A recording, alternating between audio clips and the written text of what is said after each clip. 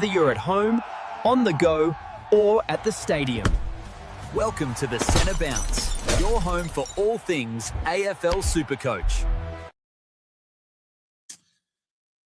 G'day guys, and welcome to the Centre Bounce for another Monday night live stream. Hope you all had a wonderful weekend. Guys, we have football back for the first time. Football happened for the first time. Get excited, get around us. Let me just share this screen. Let's share this screen because, guys, we actually had a game and it was a great game. It was a very good game at that. So let's all be very happy about that. Hope you all otherwise had a wonderful, wonderful weekend. And there's quite a bit of injury news making the rounds. Quite a bit of injury news. But we'll wait for Big J to get in. Hey, Big J, how you doing? What's up, everybody? Yeah, I'm good, Joe. How you going? Very good. Very, very good. The Vicks. We are Victorian boys. The Vicks got up, get around us. I think that was almost guaranteed to happen, right? Like, no offense to WA, but when your backline starts to include guys like Lawson Humphreys, there's not a lot of talent. Maybe if Nick Martin was still around, Joe. Is he WA or was he? He is. Okay, because I know he trained in the Waffle, right? But I wasn't quite sure. So yeah, like if a few more of those caliber of player potentially came on, then sure. But yeah, it was a little bit one-sided there, I think. Look, they did well enough to sort of keep it interesting. Yeah. But I guess it comes down to now that it's happened. The discussion is, how often is it going to happen? Should it happen once a year? Should it happen every couple of years? I for one like it. Yep. And I think, and my opinion is, the AFL love introducing shit, right? And they love to get the non-Victorian shit. They love introducing shit, the AFL, but I'll also say that they also like to do it heavily involving the non-Victorian states. So we've obviously got Gather Round as a South Australian thing. They've got opening round in the northern states of New South Wales and Queensland. I reckon, why not do it then every year, an state of origin game that happens in WA? So WA gets a state of origin game. South Australia gets the Gather Round. Opening round goes to the northern states and the grand final stays in Victoria. And that way, all of the states that are involved in the footy at this stage, minus Hobart, obviously, but that way all of the country is basically getting involved in some aspect of the whole season. And I wouldn't mind it every year, personally. No, fair enough. That definitely works. And hello to anyone who's currently watching us on Twitter. Ooh. So there you go. I think we've got 0 viewers at the moment, but we are Twitter Plus now. So we do have the things there. We'll kind of build that up and we'll see how we go. But yeah, I'm quite happy, Joe. If we did something like that every year, but maybe if they rotated the different states that it was in. I know that they were talking about, I think on SEN, about how they wanted to have Gather Round in SA, but then every year have state of origin in WA. And it kind of doesn't work. So, it does work. It's just really unfair, pretty much. So, yeah, I can see a world where something like that happens. But maybe every couple of years, maybe it's like the Olympics and it's every 4 years. But I think that would kind of take away the game a little bit. I'm more than happy if they want to have how many states? We've got 7 states, but no one really lives in Northern Territory. So, you'd have a Queensland and you'd have a Victoria and maybe a WA and a South Australia and a WA. Is that too many?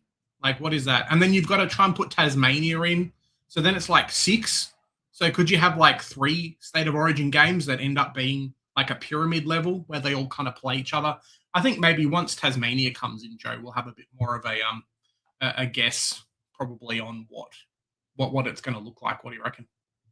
Yeah, I guess, but you can't take away the fact though that the Victorian team was so much more stacked than WA team.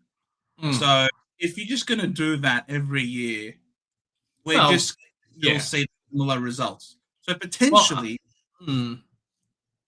what I'm just thinking too, like the NRL for rugby is always fairly stacked towards Victoria too, even though it's a New South Wales state, right? So maybe Victoria is just better than everyone else. Well, you got more teams, I suppose, over here, but I'd say that maybe to do it every year, it could be, a Vix versus the rest. Now, could it be that we're tooting up our own horn so much that we think Victoria is better than everybody? But it could very well just simply be the Vix versus the All Stars. I don't know how much of a rivalry really is there between Victoria and Western Australia. I personally feel no ill will to anyone who lives in the West. I've got no ill will whatsoever. I don't know. Is there in general a rivalry between Australia between Victoria and Western Australia? Yeah, I don't know. It's it's a bit of a weird one, isn't it? You just kind of, it always feels like the go home factor, I think. But I don't know. Maybe not so much. I mean, like, how many AFL rivalries really are there in the modern game, just in general, anyway, right? I mean, they talk about the rivalries of the 80s and the 90s and whatnot, but then every club basically trades with each other in the trade period, and no one really cares anymore. So, yeah, it's not like Essendon hates you, so Essendon's not going to trade. Like, if the deal comes along, you guys are 100% going to trade. So, yeah, all of that kind of stuff's gone anyway. For sure. Ian, hi guys, with no Green and What's up, Kelly Ian? at GWS. Does this make Oliver and O'Halloran relevant? I don't know about Oliver as such. I mean, he was kind of relevant anyway. It's more, what does it do to the likes of Whitfield, who was set for halfback 100%, but then now is kind of in the mix of, well, do they need more midfielders? What's going to happen with the situation? Excuse me. Bless you. So it's very much watch and see. I think with GWS, we've got preseason game coming up. We've got practice game coming up. And then we've got round 0 to kind of gauge where we're at as well. So it's a tricky one. Oliver at 500K, yes, but then there's less pressure. Sorry, then there's more pressure.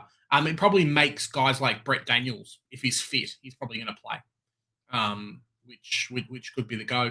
I've heard something a little bit tricky, Joe, as well, according to GWS people, just running off what Discord said tonight. Briggs might be in a bit of strife, and Nick Madden might end up playing. So we might have to do a video on every team's super cheap ruck that's going to take over everyone else, because there you go. Like, Ned Moyle's on the rise. We've already seen Riley O'Brien. Now Nick Madden's going to jump in and then start taking a bit of the ball. So we could end up having to go super duper cheap. We'll see. Yeah, but he's playing predominantly forward. I'm not a big fan of that. Yeah, but as long as he kicks a couple of goals, we'll be fine. Clary was always going to be, I suppose, yeah, slightly relevant, but I'm not going there. Not with a guy who's fit. A guy, he's playing, and he looked apparently pretty good. Apparently, he was clinical. I find it interesting that they're talking about clinics with Clary. I'm not going to make any further jokes about that, but I think, what's this Rouston cost these days? How much does Rouston cost? I think it's very cheap. Rouston. They've got no mids, man. 271. Yeah, so around that price, you'd almost just want to go Cornelio instead. Stuff Cogs. Cogs is too old for the game now. But he's fit. He's fit. He scored like 60 in the. He scored like 60 in the State of Origin, Joe. That means ready to go. Yeah, no. I'm not reading into any of the scoring from State of Origin. That's my take is I'm not looking at the scoring at all. I just wanted to look. Leak is a shot. There you go. Good to see a Causa. Look, I'm looking at the game that happened on the weekend was really just a spectacle. It was an exhibition game where they tried out the new ruck rules and various other things. I know for a fact I'm not starting Maxi Gawn. He's definitely got a line through him. I'm very confident about that. But I just wanted to see who looked good, who looked sharp, who had good preseasons. And I got to say, I liked what I saw from Cozzy Pickett. I thought he looked great. I liked what I saw from the Bonds, loved what I saw from Butters and Dacos, those standouts. I actually liked what I saw from Zach Merritt. I thought what we got from Luke Jackson also looked really sharp, running up and down the ground. You know, you can tell this guy has been training with the midfielders all preseason. He's got a better tank. He's trying to run down people, pushing up. So that's what I'm looking for. I was looking for the players that we were interested in, this type of form that they were playing with. And the good thing that with picking these guys is because they've played an extra game now in the preseason, they could start the season. They could start the season a lot, you know, not fresher, but less rusty. You know what I mean? Like they've sort of blown out the cobwebs a little bit. An extra game under their belts against the best of the best, except for Rory Lobb. I don't know how the hell he played amongst other players. But yeah, I was happy with the players that I thought that were SuperCoach relevant. I was happy that they looked the reason why they were relevant. They looked in good form. It's an interesting one. I mean, like Wiedering's not so relevant, but obviously got injured, so that may open up a couple of things. Maybe a Harry Dean comes in and like takes a bit more of that type of position for them. But I don't know, in the opposite way, Joe, for myself, it almost made me, I understood that it was an exhibition game, that there were 25 people on the field or in the team instead of 23. But it made some players look really bad.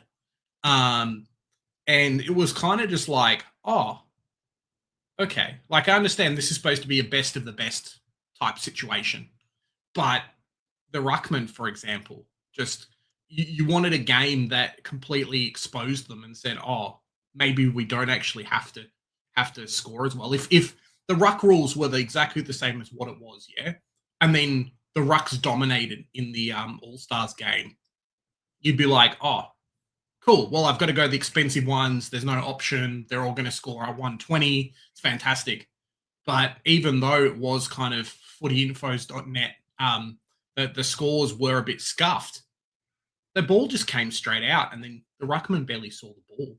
So, yeah, it's kind of caused more trouble than what it's worth, I think, for myself. Corey's saying here, Sinclair didn't look good. There are quite a few players who I thought should have done a lot better than what they were. Oh, but this guy and his motorbike again. Tell you what, up and down the street. Look, all I'll say is I really do hope. Hey, rookie coach, you took the words right out of my mouth. I was just about to say rookie coach. I really hope that a lot of people out there do overreact to this. I really do want them to go out of their way and say, oh, no, the Bont, he only scored 102. I'm not going to spend 700 odd K for a guy who's Butters at 100. I understand that like 102 is probably not where he's at, but there were a few players on there, I think, that were just kind of, they held their hand a little bit. As you say, Joe, Max Gordon wouldn't have had the exposure and the feelings you have now if he didn't play as poorly as what he did. Man, Max Gordon was so bad. Like, it was actually insane how bad he was. He had to cheapy it up in the back line. He had to cheapy it up in the back line, getting kick-in receives to sort of to bolster this up. And to be honest, he looked injured, I think, at the end of the game. I don't know. Like, I'm definitely not going there. Now, I'm not gonna make a video about it because the last time I made a video about Max Gawn supposedly Max Gawn injured video. Let's go, Max Joe. Gawn. That He's done a Max knee. Watch Gawn out. injured video. It killed me. It killed me. As Nightfall says here, from what I've heard from some other people too, Max Gawn hasn't had the best preseason. He's had his hand injuries, has barely come back to full training, and then had hammy tightness at the same time before as well. So it's an interesting one. I think when you get to a certain age and your name's not Dane Zorko, any form of injuries and stuff, it's like maybe not. So, but fading Dacos, mate. The only problem with that is that there's no one else at that Collingwood team. There's nobody else. So he's always going to get the ball. He's got a very favourable super coach role because he doesn't care about contested possessions. He'll get the cheapy balls. I hope he's where Harry Sheezel will be in a couple of years in terms of performance on field. But yeah, it's too hard to fade him at that price. And he's almost feels underpriced, Joe, at 620K. Like the run is not the best, but I don't think Nick Dacos cares. And at 620K, I can see him averaging, like he's priced at 116, right? I can see him averaging like a 120 plus pretty easily, I think. Yes. So at that price, he's almost underpriced. So yeah, it's a bit crazy. Oh, I mean, and I guess the benefit is also that with Bedford out too, round 3 now is nowhere near as bad because he's not going to put a Bedford tag either. Find someone else, but yeah. So I'm not going to find. No one can go with Nick Dacos, bro. The guy is a machine. He wants a Brownlow medal almost as badly as I want a snag every time I go to Bunnings. Like it's insane how much this guy. Pretty funny, He really wants the Brownlow because poor Nicky Dacos, he missed out on the medal again. He wants to get it before Bontempelli gets it. Maybe they've got like a side bet or something that says, hey, whichever one of us gets it, we'll give him a footy or something like that. He missed out on the medal again to Lockie Ash. Now, I'm not trying to say Lockie Ash had a bad game. Do not get me wrong. Lockie Ash had a wonderful game. Very impressive. He stood up where it mattered. And they clearly did not just look at the scoreboard, nor did they look up champion data, nor did they do anything. But I just found that it's absolutely hilarious that yet again, Nick Dacos wins the prize for coming second again. It's remarkable how often Nick Dacos is finishing second. If I had $1 for every time Nick Dacos finished second, I'd retire right now. I'd be happy. Happy as Larry, whoever Larry is. Yeah, it's I wonder if that's going to kind of plague his career as well because so I think Port Adelaide, the Pies, they're not getting any better anytime soon, Joe. So yeah, it's going to be an interesting one. Yeah, Metaplanet, no Callahan. It's a minor hip flexor.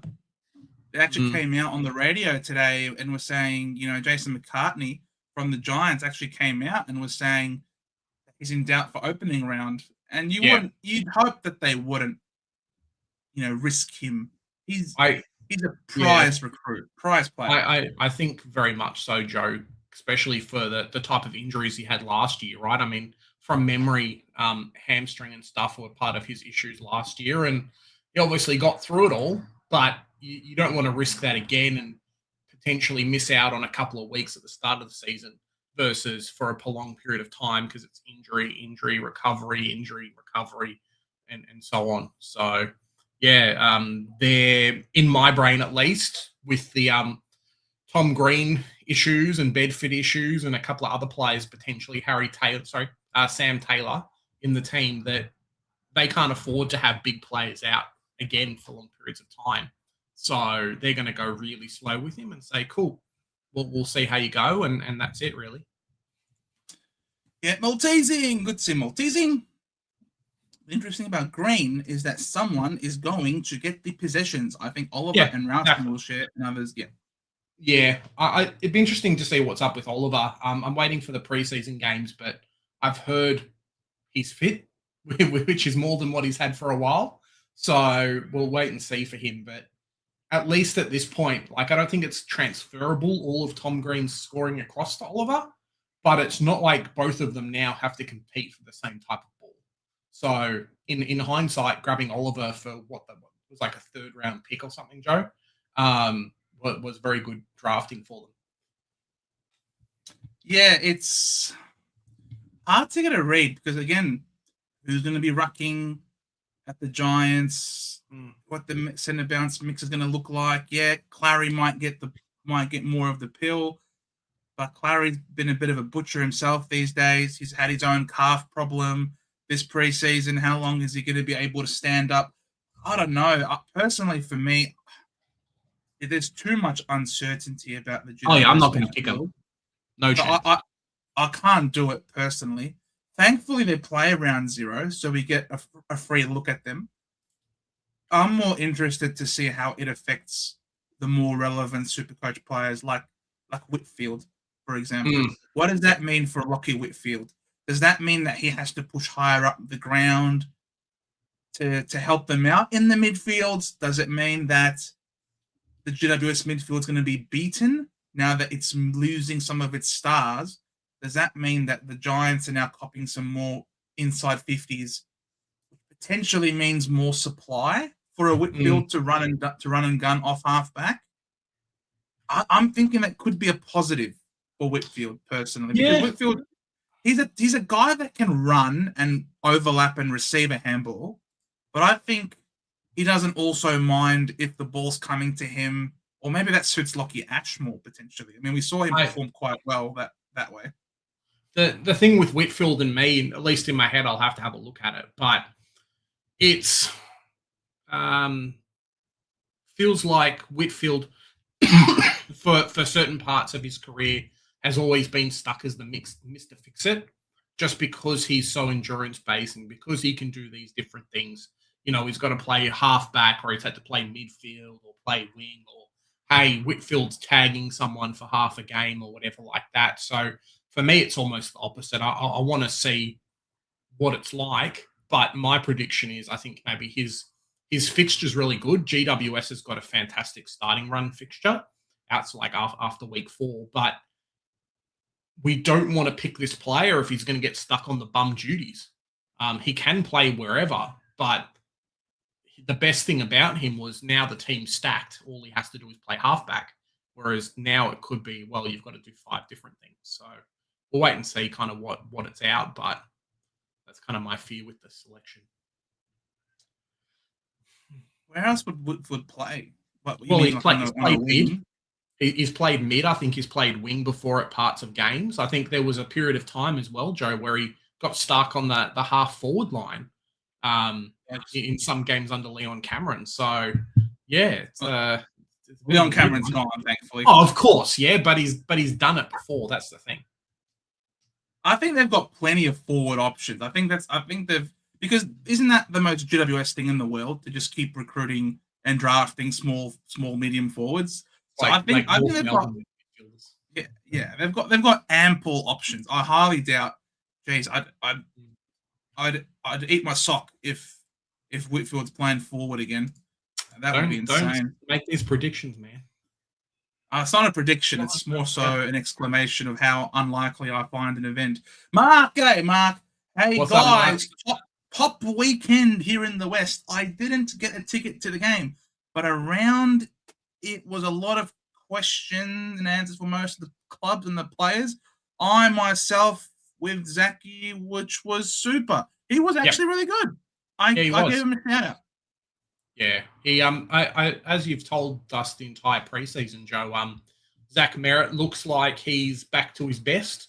Yep, which is kind of what he wants. He's been performing well in the preseason, so I guess we're slowly starting to see that, eh? It's insane. The gap between him and our next best player, now that Nick Martin is injured, he's just been dominating the preseason. Hasn't put a foot wrong. He even repped the Bombers with his mouth guard, the red and black mouth guard. I saw that, yeah. What the hell is going on with this guy? Are we seeing like a split personality or something? I don't know.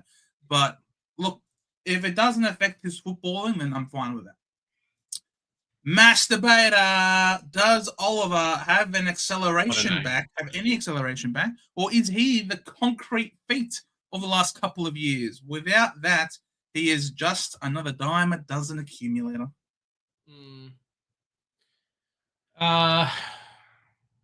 It's a big wait and see for me. Feels like these type of players that either take the big move or lose their captaincy or something that happens.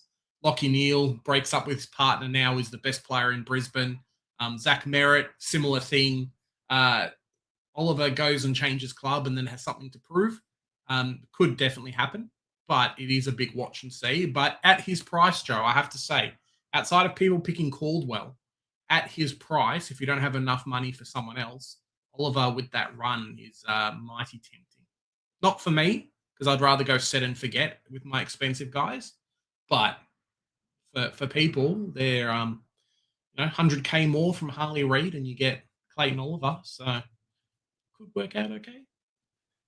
Look, Mass, I can't claim to have seen him, but my opinion is the guy has done a calf already once this preseason.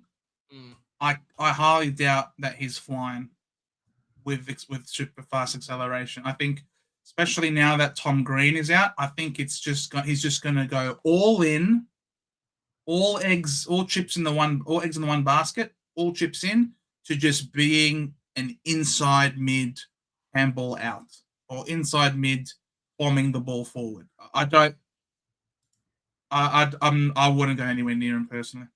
My opinion, I wouldn't go anywhere near him. But that's just me. I really do hoping him. Yeah.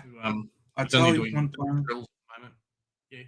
100%. Toby's one of those players that you hate you hate him when he's against you, but you love him when he's for you. 100%. 100%. Toby Green. There's a few players like that. They help you just walk taller, knowing that they're by your side. Gordy! G'day, mate. Good. Must be Monday again. That it is. Shannon, Ivan Soldo. Yes, Ivan Soldo. We know that he's gone. That was last week's news, Shannon. And thoughts and prayers with Ivan Soldo. Globes. G'day, mate. How you doing? What's up, Globes? And we got Aero Axe. Evening, gents. How are we traveling? Good. By good. car, mostly. But you're not walking these days, Joe? No, not walking these days. I just have a motor underneath me. No, it's doing well, Aero. Doing well. Hope you're doing well too, mate. Lob was woeful, mate. Lob. Yeah. I don't know how he got listed. Like, come on. Amazing. Medza, yeah, he did, man. Medza looked very good. 2 goals. His last one, just the icing on the cake, just ended any and all futile resistance by the West Australians. They did very, very well. Oh, what's this? J-Bags. What's up, J-Bags? Thank you very much. With the bags. Following news on Callahan. Who should I go for at M2 or M3 under 650K?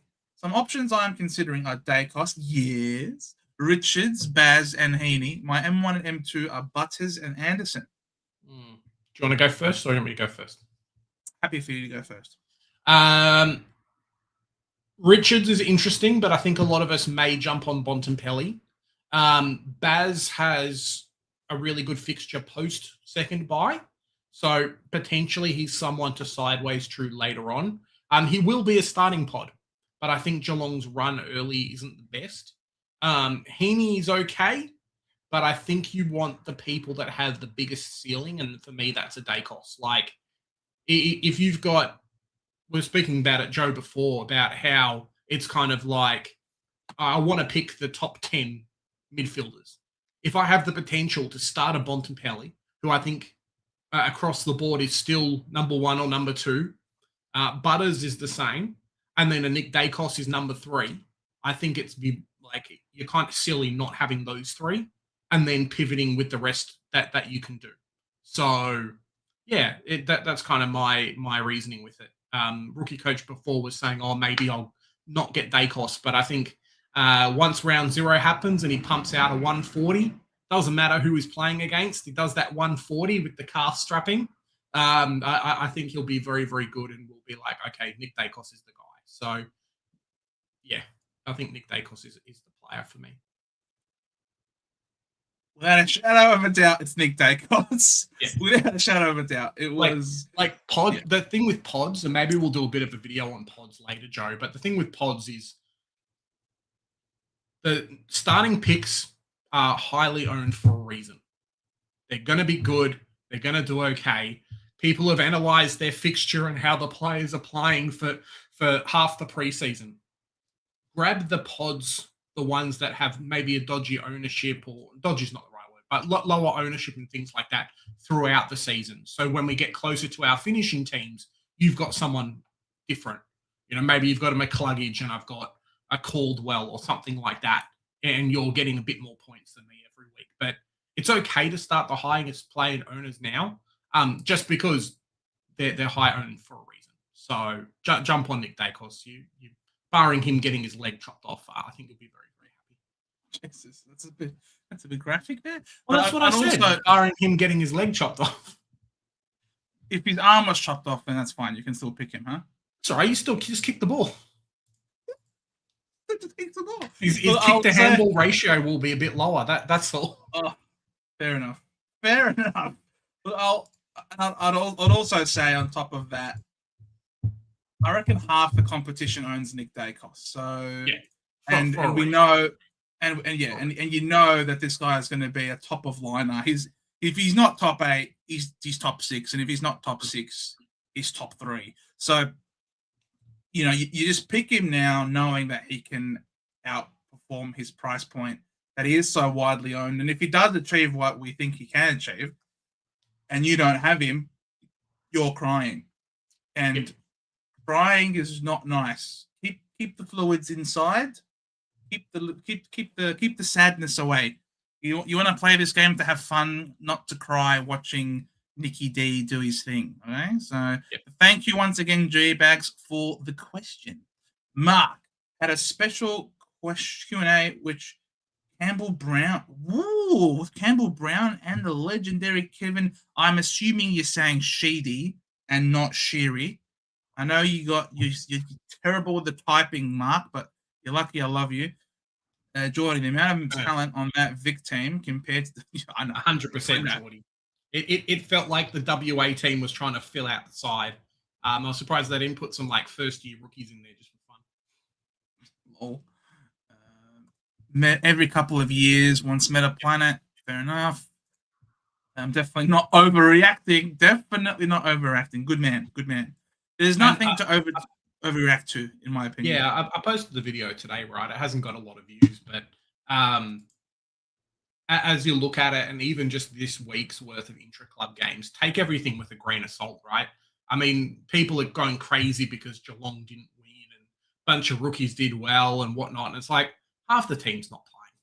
Like, and same with Hawthorn too. So players and clubs and stuff will do weird things over the preseason. So react in round 0 when we kind of get a bit of an idea of who's good and who's not and patterns. But preseason games is for having fun. Exactly right. I had a good idea that it could be a weekend, Friday, Saturday. Then you can have 4 teams. I really like that. Also, probably every 2 to 3 years. Yep, 100%. I wouldn't mind a round robin every 2 years. Yeah, a round robin of the states. I reckon that might be a really good idea. A round robin. Do it over a weekend, Friday, Saturday, Sunday, done. Yeah, 100%. I'd be all up for that. And please significantly shorten the game. I thought that was way too long, personally. Well, that first quarter went 43 minutes, for a reason. I mean, Jacob Weeder. But the other quarters went for like 30 minutes each. So I think for an exhibition game, it went on for way too long. And the players were being gassed at the end. Like, just calm it down. Just give us 20-minute quarters. Give us quality over quantity, in my opinion. Maybe a fantasy content creators cup. That would be pretty funny. Why not? Get a bit fit and we'll go do it. Yes. And have 2 games over 2 nights. Vic, WA, SA, Allies. Yeah. I guess you would want to have a championship, right? But with games being over a weekend, like it might be a bit tricky. Like someone gets injured and whatnot, and then you've got to call people in from other states. So, yeah, I don't know. Kind of changed my view again. Hawks look good against the Cats today. Oh, very nice. What was the final score, Geordie? The final score was 111-94. Who was Geelong? Hawthorn. Hey. So Geelong, I kind of talked about it in my video, but Geelong started off really well, but they missed out on a lot of opportunities early. They were 3-6 heading into the end of the first quarter. Missed out on a few easy shots from some of their rookies, but it's understandable. No Jeremy Cameron and stuff as well. And then Hawthorn just came back. It was just like they flipped a switch and all their old mature age players said, yep, okay, cool, now we're going to win. So that's just kind of how it was a little bit. The ruck battle was fairly even, which was cool. But as I said, take it with a grain of salt. Hey, like Geelong had nobody. And then Hawthorn had a few players, but not everybody. So, yeah, just a good game. I liked the fact that both teams had a good amount of depth. So it wasn't just like a run over the top kind of situation. Yeah, it's good. That's very good. I don't know how to read this stuff at the moment because obviously both teams were pretty depleted. So it's really just giving people an opportunity to audition, really. And I don't think I'm picking players from either of those teams, to be fair. Well, we might get Flynn Perez, depending on what happens with Will Day and a few others. We might get him. I don't think he'll be rookie price, Joe, but he might be like 119. SSP player looks like he might have found himself another team, which is great for him. And then there was Polenhoek, definitely someone to watch in that Geelong forward line, 119K. Looks like really good and got a lot of the ball. Admittedly, they weren't, all of the good Geelong players there, but yeah, kicked 3. So looks good. Not bad. Yeah. We had this conversation before. I love that. That's so funny. Second place again. Mark Sherry. I assume this is Sheedy. Sheedy stated that the Dons will be finishing bottom 4. What? I don't believe it. In which, for the start of the year, didn't sit well with yours truly. So I gave it to him when he was talking up the baby bombers. Did you give it to Kevin Sheedy, Mark? I can imagine that too. What you're saying, Kevin? I'll tell you what I really think. You tell him, Mark. You tell him. Bloody Kevin. What did he know, Kevin Sheedy? You tell him, mate. I love that. I love that from you, Mark. Oh, that's so sick. They cost always the bridesmaid, never the bride. Yep. The maid of honor. Oh, so good. I thought Ash played well, but the bog should have gone today. Yeah, of course. Yeah. Colin, good to see you, Colin. Vicks versus All Stars will lose its appeal. And yes, Joe, out west, we love the challenge to beat the Vicks. Well, Colin, I don't really have a lot of tremendous love for Victoria either. And I live here my whole life. So look, if I don't have a lot of love for Victoria, I can completely understand why Western Australians might love to beat the shit out of Victoria. I completely understand. I mean, all good. Love a bit of rivalry. During the 80s, when they beat us, there was a rivalry. However, we didn't have any technology, so you really had no idea who was good. However, I must say, the players that come over to play VFL were amazing. Yeah. And a lot of the teams obviously didn't have that exposure, no globalization. You couldn't just watch like the WA games on the TV or poach a lot of players from those type of leagues either, like they kind of can do now. So, as you say, things very, very different. Joe's grandma could kick better than Bolton and Pickett on Saturday night. What have they been doing all summer? Mate, it's crazy, huh? I mean, 3 weeks ago, everyone was laughing at Carlton. now superstars from all the other teams are playing how they played. So, yeah, it's an interesting situation, tell you what. Matt, they were too busy at my grandma's. She was feeding them. Oh, good boy! It's a mod! It's a mod! She was just there feeding them, and then they couldn't see their feet anymore for a period of time. The state of origin was super, maybe a 4-year deal, playing South Australia and Queensland next. Well, I think South Australia's got what it's got. I don't see them playing in South Australia. For them to do that, they would have to move Gather Round, and I don't think it's going to happen. So, yeah, maybe a New South Wales and a Queensland and then a Victoria and a WA and say, well, sucked in South Australia. Sucked in. Melbourne did well with WA players. Yeah, back in the 80s and stuff. I think that's where the Abrahams and things like that came from. So, yeah. I don't know how Charlie Cameron played for WA. He was born in Queensland. Yeah, I don't know. It's pretty funny. Same with Pickett, born in South Australia. So you're telling me WA could not field a team, so they had to pilfer players from other states, did they? Yeah, well, that's what I was saying, Joe, that WA looked like they didn't get enough people. So, yeah. What the hell, bro? That's insane. I don't understand this. The two full forwards look good, Waterman and Hogan. They did, bro. Waterman deserves a lot of respect because the guy has obviously been injury prone. But when he comes back, he just plays so well with his heart on his sleeve, that dirty mullet in the back, but he just wears it with pride and he's strong and kicks important goals. I got a lot of respect for Jake Waterman. I think he's a great footballer, and Hogan needs every applause and award that you can possibly get. I don't know how many teams this guy's been to, Melbourne, Freo, now the Giants. Like, it just looked like he was waiting to retire, basically, and for no one to want him. But for him to then achieve what he's achieved and become what he's become at the Giants, it's nothing short of inspirational. It really is a story of persistence, a story of losing yourself and then trying to find yourself where you're meant to be, where you're meant to belong, keeping at it, injury setbacks, off-field setbacks. Far out, I love me, Hulk Hogan. I absolutely love this guy. Honestly, I'm so happy for him. I could not be happier for a guy. Yeah, probably one of the best redemption stories in. If he came out and won a grand final, maybe things would be a bit different. But one of the better redemption stories in the AFL. Hopefully, Clary Oliver can be kind of like that as well for GWS this year, given all their injuries and stuff. Yeah. Matt Duffy is a watch for sure. Now, I feel he could play. I'm not sure about Matt Duffy. I have to look into him.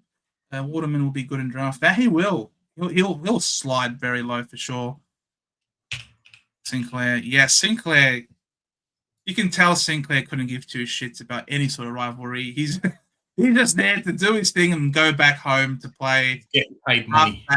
And get some cheapies off halfback at Marvel Stadium. That's what Sinclair likes. And a few players like Cogs, Cripps, Gunston look slow on the big ground. Yeah. As I said, it was interesting. It looked like there was kind of two lots of players, and some guys just got passed over. Where I think if their game plan changes and stuff, that they'll play a lot better. Ruck duties were shared, irrelevant. Yeah, Exactly.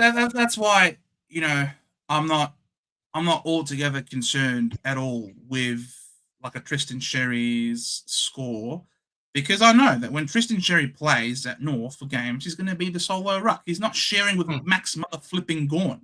You know what I mean? If Gawn's on your team, he's going to freaking take some hitouts. He's Max Gawn, for goodness sake. But yeah, Tristan Sherry, just the youth. I think the youth on his side. Same thing with the Luke Jackson youth on their side. That I think they'll be able to keep up with the speed of the game. I think ultimately it's what it is. Because the longer this game on, you guys might have heard me mention this a month ago, you saw that it's a lot of running and jumping. The big older guys, they won't be able to do that all year. They're going to think about how they can maintain themselves for as long as possible throughout the whole season, which means they're not going to go all out with the running and jumping. They're going to pick and choose when they go for it. So you want to pick the lighter, younger rucks who have got the resilience and the youthfulness on their side to be able to go harder for longer. That's what I'm thinking personally. Yeah, big wait and see for myself. Me and you have spoken a little bit about things off air and want to kind of see them play out before I make too many judgment calls, I think. We'll see. I'm really happy with how Anderson played. I was more impressed with Rao, who didn't play the last quarter, than Anderson. Interesting. Yeah, it seemed that he was more involved. Anderson looked like he was there just for shits and giggles more than anything personally. I imagine as a captain of his club. Sorry? They're just having fun. Them and exactly. Them and Butters and all the guys that they played with as juniors, jumping around and doing stuff. I honestly think that this guy was there just to enjoy the experience, play his role. I didn't notice him a lot in centre bounces. Obviously, Raul is more of a centre bounce guy because his skill set's a lot more limited. But I anticipate when he's playing for the Suns that Anderson's going to be carrying team on his back and being Superman and whatnot. Gee, Dacos overreactions are okay because he should be in your teams anyway. XOXO. Good call, Cheese. Great call. Tatum, good to see you, mate. Hope you're doing well. Anderson's arc played wide on a wing.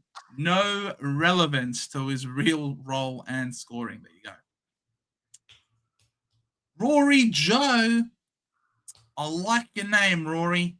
Especially your last one. The state game looks absolutely nothing like the real stuff. Yeah. Absolutely. Absolutely. Round 0 will certainly be a lot more elucidating than this one, for sure. Ownership of Dacos anyway. To fade him. The Callahan news forced me to go to Dacos. Wasn't the right game to analyze the rucks. The new rules didn't do as much as I thought. Sherry in English will be fine, in my opinion. Hope so. I'm going to target him after early buy at this stage or do a buy flip from a golden type.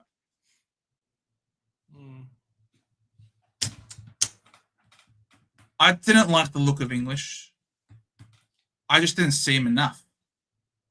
I really need to see 3 more games from these guys. I really need to see another 3 games.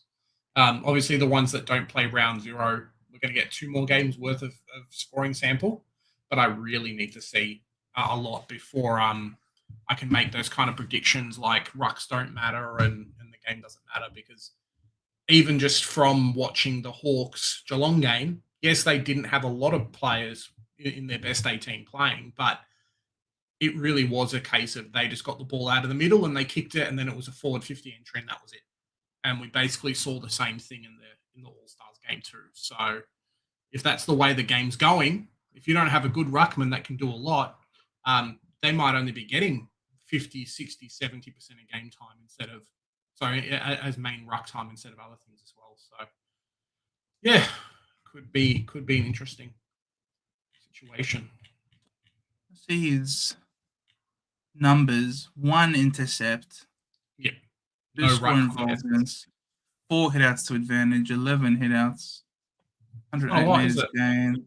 50% disposal efficiency. 2 marks. 6 handballs. 4 kicks. 1 center clearance. 4 contested. Like, this is just such a nothing stat sheet, really, for English.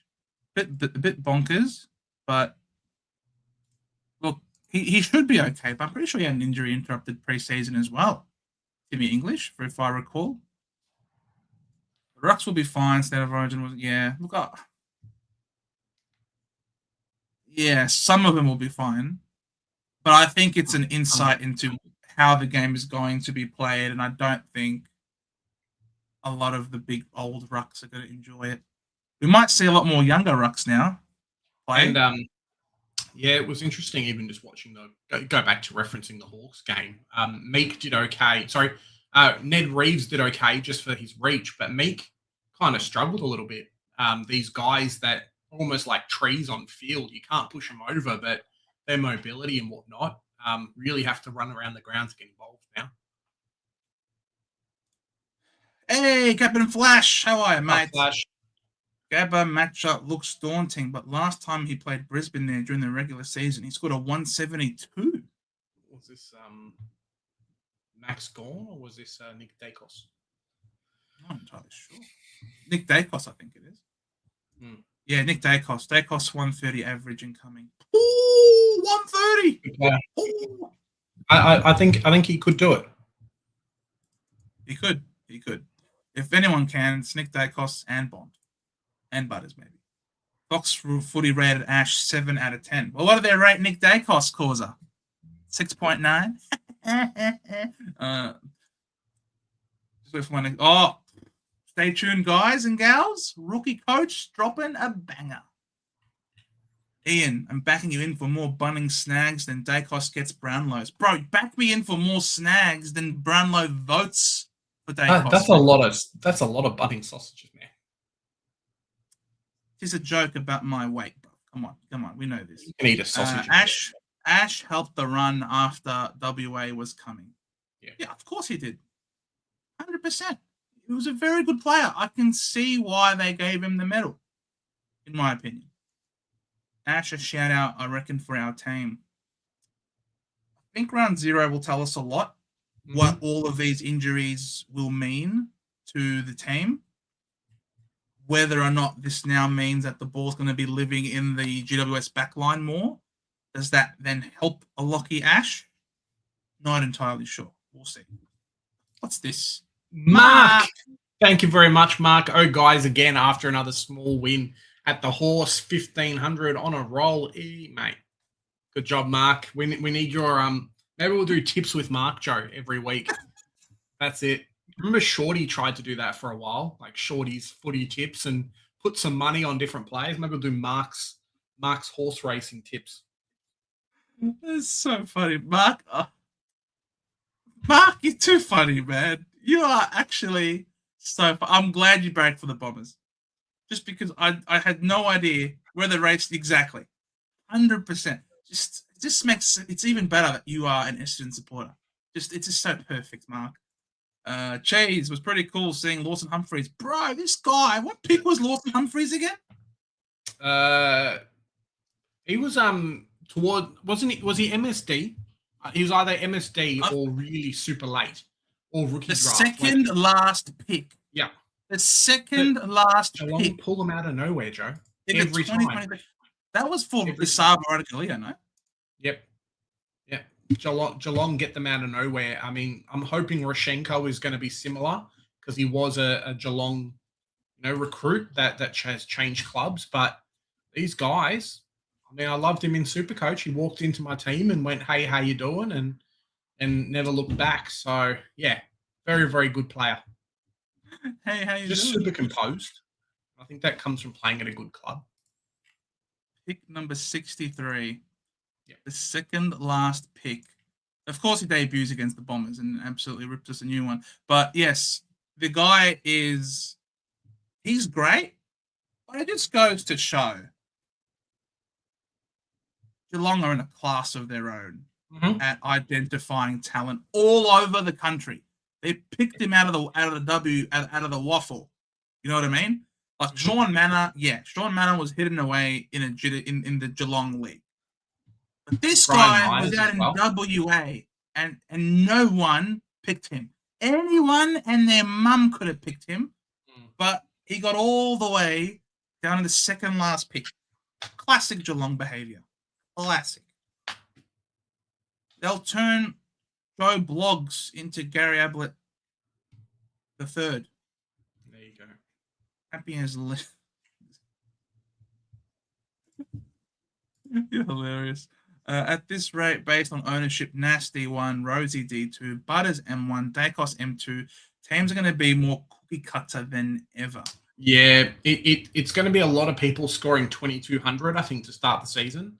And then really dependent on what you do throughout the season, who your captains are going to be, where have you taken advantages compared to other people.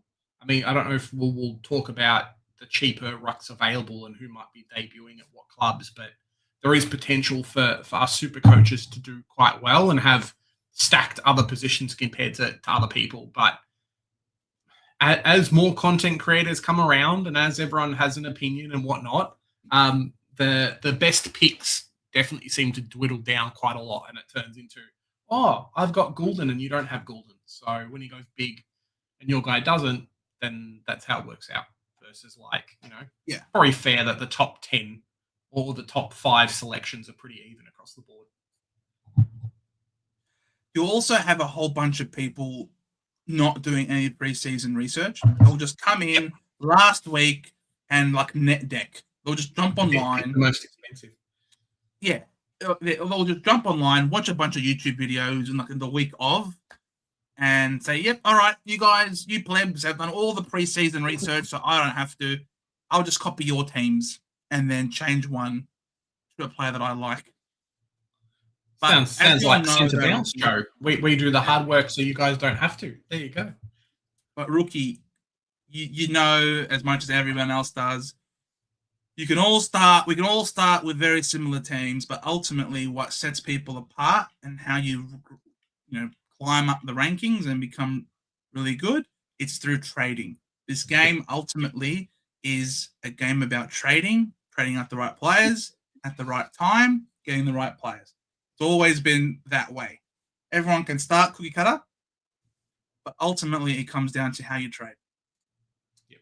Got all of those shoved Ed Richards in there just to spice it. Unless some go bonk with Bedford injury, Rookie. Dogs play GWS round 1. Bro, just send him to the moon, Marcus Bontis Aurelius. Mr. Spanky 2026, yeah, baby. Absolutely no hurdles to start with the preseason. Instant depression. There you go. What? All your players going down injured, Mr. Spanky. That's no good. Dax plays for Collingwood. That's all that matters. Yep. Maltesing? And he's the only one left. All I'll say is enjoy that for as long as you've got him. Because you know goddamn well that Tasmania are going to come knocking on that door. You reckon they'll take him? You reckon he'll go? Or what's your prediction? You think he'll stay? All I'll say is if the AFL were able to pry out an Ablett from Geelong, anything is possible. Okay. Yep.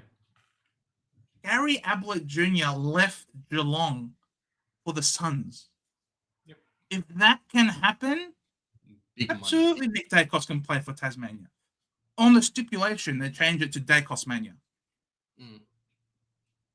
With all the squillions of dollars attached to it. And didn't Dacos didn't even grow up a Collingwood supporter? I'm pretty sure Dacos was a Carlton supporter. Was he not? I don't know. It feels a bit weird not going for his dad's team. Bro, he literally was. Look at him. There's the picture right there. That's Nick. In a Carlton jersey. So, hey, there's no this, deep, super incredible, possible. Hey, Chris, how you going, mate? How's it going? Bro, when are you jumping behind the camera again, Chris? We miss you, mate. You're welcome anytime. Anytime on the show, too. If you haven't subscribed to SuperCoach Insiders, what are you guys doing? Swizz is the one keeping the lights on over there at the moment, but don't you worry, though. Chris, he knows what he's talking about, mate. That's for sure. Maybe more points in the pie for Ash and Whitfield. We'll see. Yeah. We'll see. See what's up. Hey, Flash. Got 554K for a premo anywhere but Ruck. Who should I pick? Been given some thought to track as this current team's is sunless premo-wise. Walsh Gas also crossed my. I think that meant to say has. Walsh has also crossed. I was going to say, if Walsh is gassing you, that's not a good sign. I think track is a really good suggestion. I think their starting fixture is fantastic, and I think a lot of us are going to have to somewhat get forced into picking him after that round 0 game. Regardless of who they're playing, I think from what I'm hearing, he's going to get bulk midfield minutes. They're kicking the ball forward, and when he's not in the midfield, he's going to be scoring goals. So it's really tough not picking anyone from Gold Coast, but it's really tough on top of that not picking someone who is probably guaranteed to at least be top 4 forward. We'll get 1 or 2 of the key forwards. It'll probably be Sheasel, potentially a Flanders, and then a Petrarca. So to start with him and just say, cool, navigate the early bye. Okay, a guy comes on field, covers him for a week. Cool, no worries. I think you're going to be very, very happy. And he's someone you probably just won't. You can not just touch the pick the entire time, barring him being injured. You'll never have to touch the pick the entire season. So, yeah, looks really good. 5 kids in a big boy job now. So got not as much time to record. Probably jump on in the next week. I get that. 5 kids, Chris. That's a lot of kids, bro. A few more kids, you can start up your own team. There you go. Right. Tasmania's coming knocking, Chris. Tasmania's calling. Done. He's getting ready on you, Chris. Keep. Tell Elon Musk there is no population crisis. I'm on the job. All right, go with Walsh, says Geordie. I don't know, man. I don't know. I think he'll be okay, but I think if you can secure a top 5 pick in any position for that price, I think you'd probably do that on top of it, on top of a Walsh. Like, Walsh makes you 50K, all right, versus like Petrarca that you're probably never going to get him cheap enough or that price for the rest of the season, let's be honest. What was Merritt again? Was he 580? Yeah, 580 something. It's only 40K. Can you find 40K and get Merritt? 583 for Merritt. Sure, you can afford a Zachy Merritt. Tell you what. Or who else is there? Yeah, Chris is saying he'd take track. Blakey. Track any day of the week. Done. Nah, Blakey. He's too expensive, Joe. He doesn't have enough money. How much did you say you need? 545? 554. You can afford Nick 554, Blakey. all right. No, Nick Blakey potentially, but yeah, I'd jump on track. 556K. I jump on track. I have Merritt, feels like 3 points. Yeah, potentially. We'll go back to the other questions. That one's a bit ahead, but Merritt, it's an interesting one with Merritt because he's always been top 10 basically the entire season. And yes, we do get him a bit cheaper, but he's always just been that 110 guy for me. And I think there's just better selections, to be honest, like guys with higher ceilings. He's consistent, but always just feels like maybe there's guys with better ceilings. Yeah, I'm about to be proven wrong, but that's kind of my feeling. Let's have a look. All right, where are we up to, Joe? Let's. We're up to this one. He's saying he's a 110 guy, bruh. This guy is literally the definition of 115. If number 115, I can see a lot of 110s there. I can see Merritt. 110s, 110, 110, 110. Last time his average 115 was 2017. What? 115.6. Oh, sorry, I'm looking at the green. 114.6 is basically 115. I'm looking at the fantasy points. Yeah, wrong one, bruv. SuperCoach is right here. This guy's got 115, 114, 112, 116. Like if the number 115 decided to come to real life and grow legs, it'd be Zach Merritt. Like he is 100. I want to call him 115 next time I see him. Is he in your team? Not at the moment, but I can see him being in there very soon. Not at the moment, but it could be. And no early buy. Definitely. That's true. That's a big thing.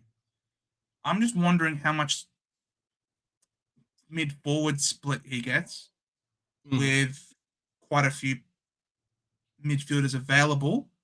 But He hasn't put a foot wrong, as I've said all preseason. I can totally see him being in my team as early as tomorrow. Also, Nassau Ash and upgrade money for that aforementioned premium. I can't see myself going on Ash right now. He doesn't scream top 6 to 8 to me. And I want someone who's likely to be top 6 to 8. Yeah, I think he'll be okay, but just not the greatest and sexiest kind of starting point, I think. Thoughts on Green as a forward option given the chaos in GWS midfield? I think Brett Daniels potentially might be a better selection than Green. So I'm kind of just waiting to see what's up. I think he's too expensive, Green. Totally. He always kicks, he's 441k. Daniels is 300k. So I think he's just a better selection, to be honest.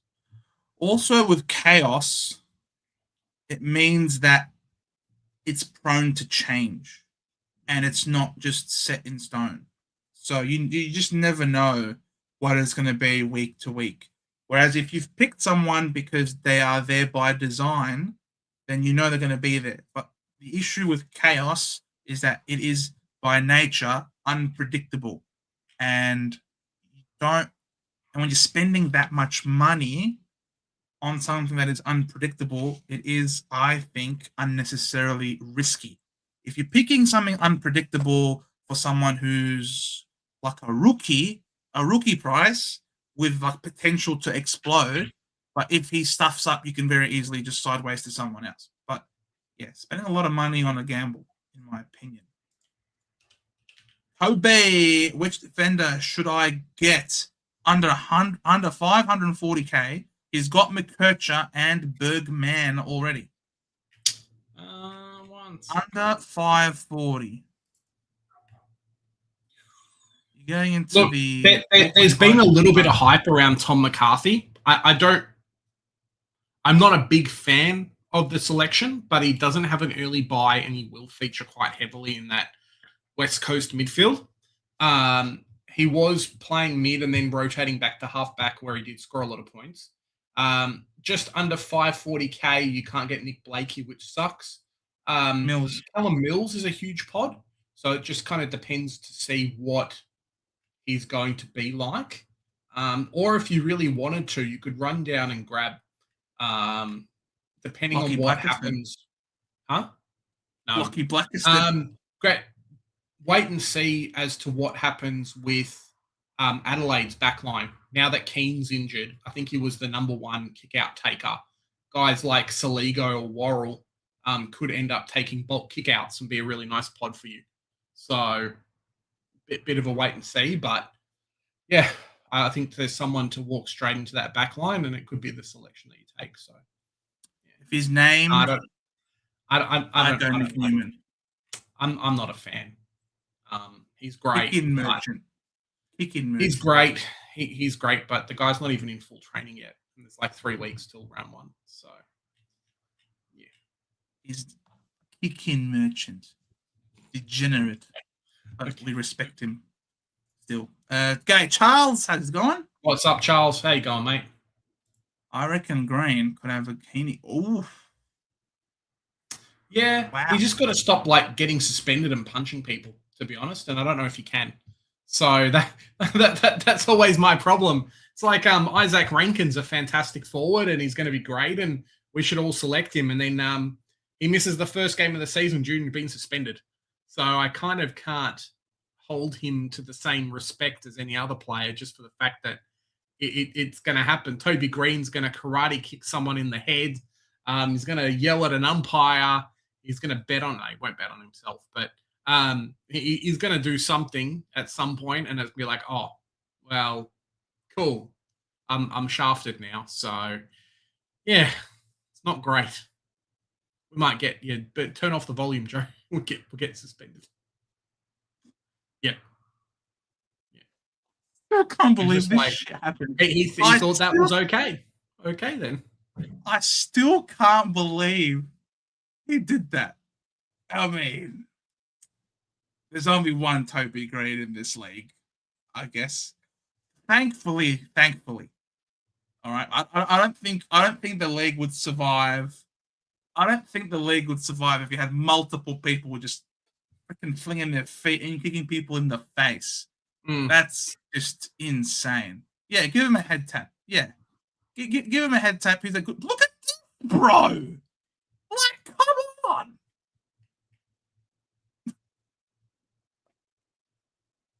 Bloody Toby. No, look, we just had to. Yeah, I agree, Geordie. I agree. I also like having a no vlogs policy.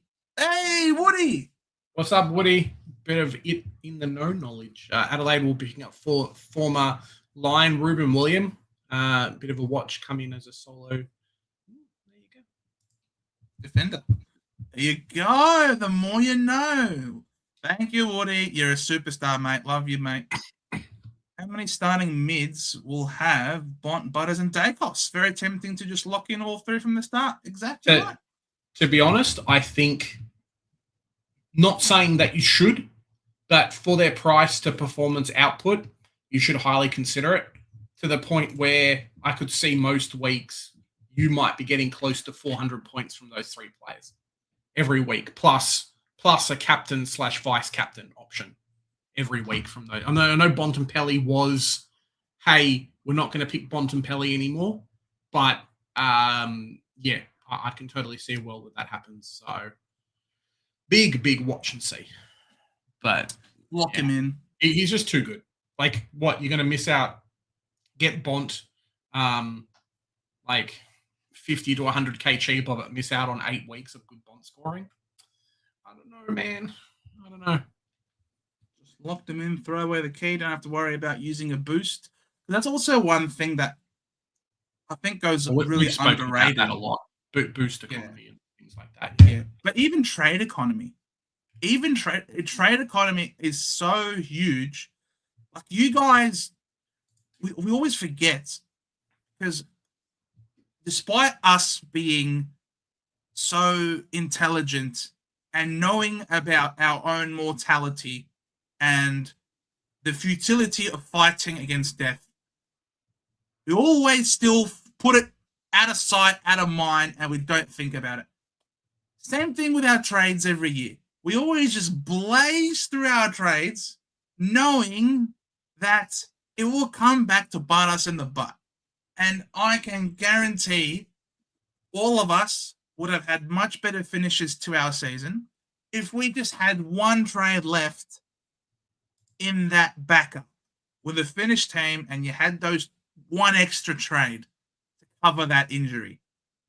Just starting the big boys, knowing that it's going to take a boost and maybe 2 down, 3 down, 1 up.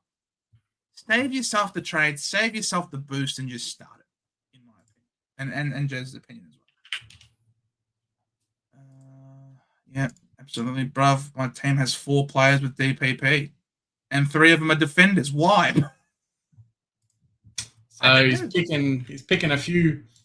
He's got a few players there on his list. Let me pick Connor Rosie's there, Bergman, and then McKercher potentially. So, yeah.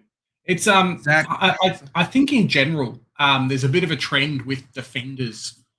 A lot of them push up quite far up the ground, and a lot of them were either that way or they started as mids and then they went back to rest in that defensive position. So that's why I think we get a lot of players who have that mid defensive DPP but rarely have mid forward. It's always the mid forwards, the ones that rest in the forward line, but slowly it's starting to fizzle out a little bit, I think. Yeah, I mean, if you just simply do the DPP only, Streisel, Rosie, Rankin, expensive loophole, Martin, ACL, Petrarca, Pickett. Who are your mid defenders that you've got so many of? Interesting. Very interesting. We'll move on. Very tempted to run Sherry at R1 and then Duff Taylor or Duff Heitler as R2 because he'll make money eventually. and we can then see the rucks and how they are affected, and then spend the money elsewhere. Someone has been watching a lot of ads. There's an interesting train of thought with kind of the way it goes. I'm currently just having a little bit of a play around with a fairly stacked 0 ruck team, but considering we might get a few cheapy rucks, best 18 for the first few rounds definitely opens a lot of this up. It's more just a case then of, okay, I must put a lot of my money into these positions. I must make sure that I'm going to be okay. And my first upgrade is going to be one of these rucks, pretending that Cherry and Gorn and everyone else is going to drop 20 points to start the season and the game's going to go past them, and then you can try and jump on. If you don't, I think you're going to put yourself in a bit of bother. So, yeah, if the rest of your team is stacked enough that you can afford to have these guys, go for it. Go for it 100%. But if you can't, if it's not, then I think you're going to miss out. And at the very least, it's 1 or 2 potential captaincy scores that you're missing out on every week as well. So Cherry's got just a bum run. Even English has a similar thing as well. So yeah, it's going to be interesting the way the cookie crumbles. But I think we're going to get, to the most part, another 3 games worth of sample size that actually somewhat matter for us to kind of make that decision a little bit, I think. I see Duff Tytler as another Tim English. And Tim English, to start his career, was not hot. So the worry that you're going to have, I suppose, with a Duff Tyler paying $200K, for that type of output might be a little bit not great. He kicked 5 goals on West Coast's defensive coaches. Exactly. He's not going to play West Coast every week. In fact, he'll play West Coast 0 weeks because he plays for West Coast. So that's one easy matchup that unfortunately Duff Tytler will not get to enjoy. So 200K is a lot of money.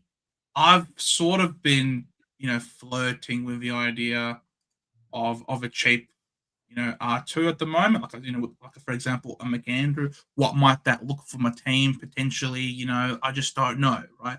We're still tinkering with it. Nothing is set in stone at this point in time, considering the ruck rules and whatnot. But it's obviously risky because what happens if he gets injured? He's sort of up ship's creek without a paddle, and you're so far away from a premium ruck. It's going to be really hard. So, yeah, we'll see what happens with round 0 games. I think in preseason. Yeah, not even get injured, Joe. Just get rested because he's basically equivalent to a first-year player in the AFL, and they're going to take the time with him. And if he versus someone really tough, and what happens that week that Rob comes back, for example, and it's like, oh well, now you're sharing ruck duties, and it's really tough. Yeah, but the thing is, I don't think Nix would possibly name Rob and McAndrew in the same team. The same way Josh Carr came out and said it's going to be only one ruck system. It's either Sweet or Vizentini. So it's not going to be a dual ruck setup. I think less coaches are going to be doing that than initially anticipated. So we'll see what happens. Yeah, but will they play Merritt on the ball 100% of the game, or will they play him off half forward again? Yeah, but Crimson, that move wasn't just to give the youngsters time on ball. I don't know if you noticed, but we had a little bit of an injury crisis last year, unfortunately. Just a bit. And we had 4 mid-season draft picks. 4. It was insane. So the magnets were completely sort of all over the place, so that we can sort of build a team. We drafted a Ruckman to play in defense, so I'm not entirely sure. I don't think he'll ever go to halfback again. I think there might be some instances where he does push forward and rest forward, but I don't think he plays halfback again. that was just pure necessity last year. Next 8 years. Next 8 years. Oh, jeez. All right. Well, that'll be. We'll see. Oh, he's 30 years old right now. Is he not? He's 38. Zach Barrett thinks he's Pendlebury. Poet, know it. Wouldn't Oliver just get tagged to shit now?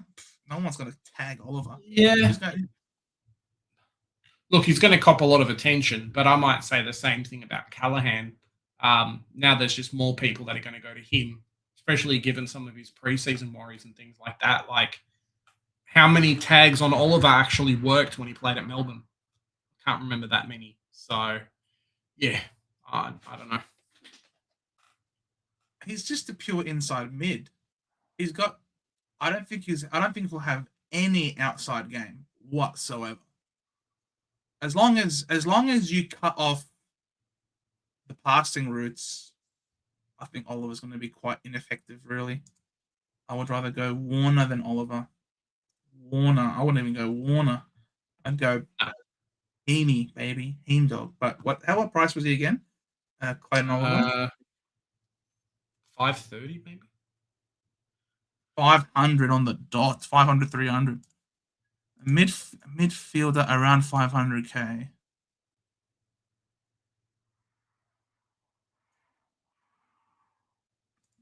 Mid. I'd rather go Ollie Wines. No, I'm just joking. He's not even playing. And yeah, it's a disgusting price point. You'd have to find money to go up. Which is where I was like, there's potential for an Oliver if you have to. But it's not great. At that price, you might as well just go Cozzy Pickett and say, well, I've got top 10 forward that I might not ever need to change. So, yeah, it's a little bit awkward. Even 390k is a bit pushing it. So Harvey Langford. Which is where a lot of us now are going.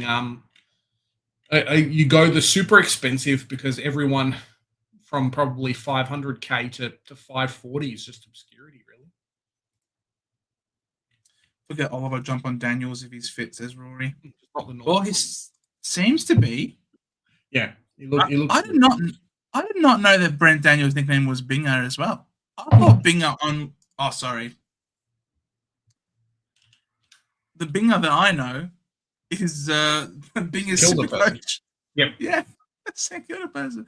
Brent Daniels recently told Giants media that he's happy to bounce back to his best after a horrid run with injuries. And if Friday's match sim is anything to go by, then Giants fans should be excited about the return of the star forward. Playing across half forward and on ball, Daniels kicked a trademark clever snap and was at his zippy and creative best throughout Friday's session to remind everyone why he's considered one of the league's best small forwards. I like it. Yes. Binger. And I think as well, just every team. So I'm totally going to sneeze. Just every team is going to have one or two of those smaller type small forwards moving into that midfield, Joe. Toby Green way back in the day before it was popular, kind of coined it, and then slowly Papley has started to do it, and then everybody's jumping on these burst players that don't have to spend bulk mid minutes to be effective. Grab the ball, just kick it forward, run forward, do whatever. They're kind of every team kind of needs one at the moment. Ethan Fleming, thoughts on Sherry? Currently have him R1, Jackson R2. Look, I personally didn't love what I saw from the All-Australian game. I'm going to call it All-Australian, but it was state league game. But I didn't love what I saw, but I'm more than happy to wait 2 weeks before I make a decision. As I said, these games are exhibition games. They're not real. Pretend they're WWE wrestling. They don't really matter. They don't affect our teams. It's probably not how structures and everything else is going to line up. So take it with a grain of salt, but Cherry has been busting his guts the entire preseason. So I would wait to see how he looks in actual preseason practice matches before we jump ship. I think that's probably the smarter thing to do. Because we've got time. I mean, we don't need to make your team tomorrow. So, yeah. Fair enough. Willie Dacos, yeah, you think so? Yeah. Gotta go with Dacos, yes, sir. Tatum, thoughts on DR series with previous winners? Takeaways like keeping a trade for the final. Bro, that's what I said. Look, keep a trade, how handy. Yeah, I don't think it's what's the right word? I don't think it's a problem wanting to keep a trade. I think the tricky part is actually keeping a trade itself. A lot of us, Joe and myself, but myself definitely love to burn the trades early and try and grab the players that I don't have and drop off the bad ones. And then, we physically just don't have the trades. I think it's smart to always try and have trades for the later part of the season, because those ones that can avoid a Caldwell, Chera, whatever it is. Remember last year, 2 years ago, Harry Sheasel missed the last couple of weeks, and that burnt a lot of people too. So if you've got trades to get rid of these players and sideways them and get good players in, 100% keep your trades. If you can have 2 or 3 trades come round 20, so you've got enough and you can just coast, mate, you're going to do fantastic because everyone falls off. Everybody falls off. So, yeah, I think that's just the way to play. That's just really tricky when you, as Joe's alluded to today, all SuperCoach is a trading game throughout the season, but it's more about not stuffing yourself up to the point where you have to burn 15 trades in the first 5 or 6 weeks and set yourself so far behind because your starting team wasn't great. And that's we don't need to make a starting team that's going to win the season because that's the work you put throughout the season. But you just don't have to hamstring yourself too much. Yeah. Bro, go through 9 trades in the first 3 weeks. Bro, I did it, Joe. Round 1 last year, I didn't spend a trade. And then for the next 5 weeks, I spent 15. So I used all my boosts by round 6. So, it's not great. No. Hawthorn Jackson is potential. I like Jackson personally. Yeah. And I like what I saw. The only problem I have with Jackson is I think a lot of the commentaries coming out of Longmuir is that he might not actually get that much ruck duties. He might be used as a forward/midfielder a lot. Looks like they might be playing Darcy and then have Cox come in. So potentially his level of scoring might taper off a little bit because you can't imagine he's going to get every centre bounce. I don't believe it. You can't imagine he's going to get the ball all the time. So you might be paying $600K for a 100 average player. We just have to wait and see as to what they say.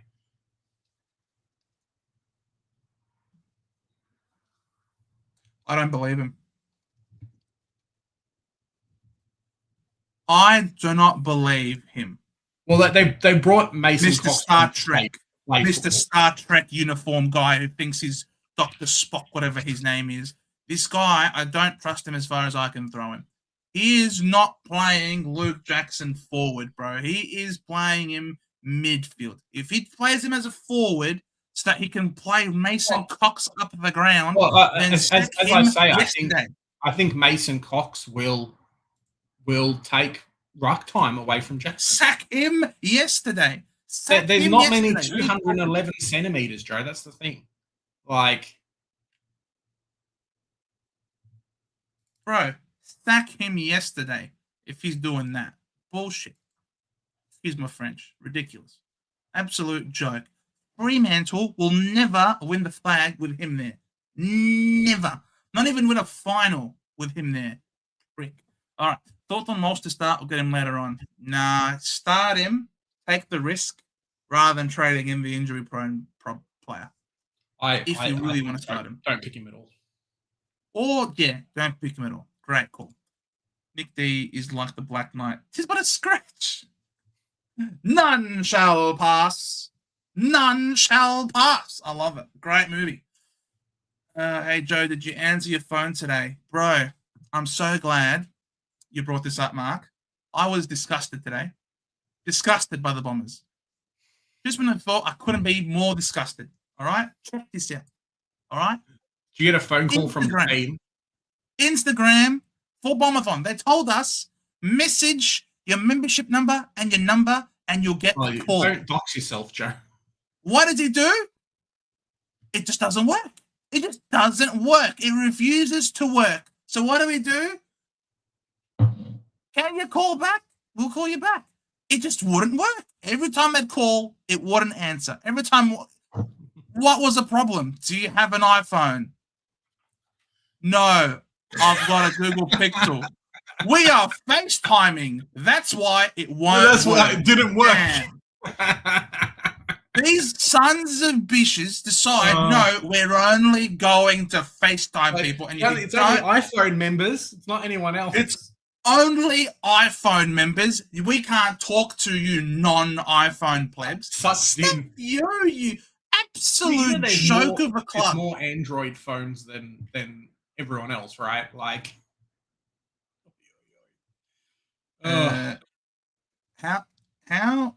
which phone software is more popular? iPhones versus Android. What a joke. Sexism sucked in. Absolute joke. Android, 71 to 73% of the market share in 2026. I told you. And these sons of bitches that think, oh, no, we're only going to speak only to the apples. Only to the apples. Well, stuff you, your apples, your oranges, your lemons, I don't care, all right? Stuff it. Never again am I going to put myself out there to speak to this absolute pleb of a club. Unbelievable, all right? There you go. I've had my piece. I had to rant about it. Disgusting. Just calm it down. I can't calm it down, Woody. Am I right to feel such anger? No, am I right? Of course. It's pretty funny, though. What a joke. Thoughts on forward bench rookies? I've got Lombard and Dev at the basement price at F6 and F8. And thinking of F7. I wouldn't. Doverson's an interesting one. He's a small forward. The good thing about him is he does push up the ground.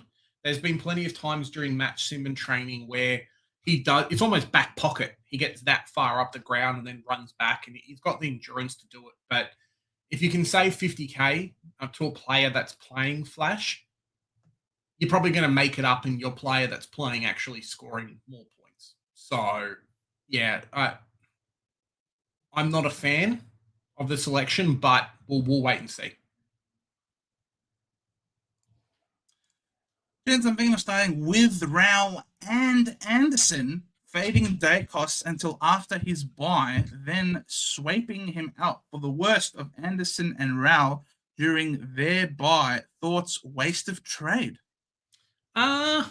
Look, it's not a waste of a trade because we've got so many. You're playing the points, and to a certain extent, you have to get ahead.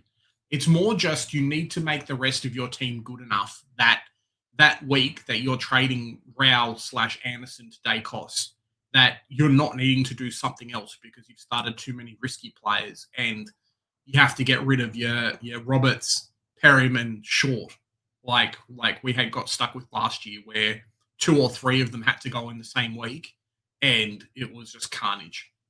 Flash is saying here Rowell and Anderson both have the first buy. So I guess that's something to consider there as well. But even if they didn't and it was reversed, it's more about just making sure that you don't have to do anything. You don't necessarily put yourself in a position straight away that you have to do something else because you'd hate to have too many players off in the same week. Yeah, but like I was saying a month ago about the difficulties of round 12 is whenever you have players in the first lot of buys, okay, say you start here, right? Buy number 1, first buy round. And you got all the other players after him, all right? So you got him there. Both of them are on the buy. Nick Dacos is after him. So you cop 2 players on the buy to then trade in Nick Dacos, who also has a buy. So not good. you don't trade players in subsequent buys because then you're just going to cop the buy twice. To be honest, Nick Dacos probably doesn't care about tough matchups. Let's be honest. He could just go 150 against anyone. He'll be like, oh, yeah, cool. You're supposed to be a tough matchup. Let's wait and see. Really?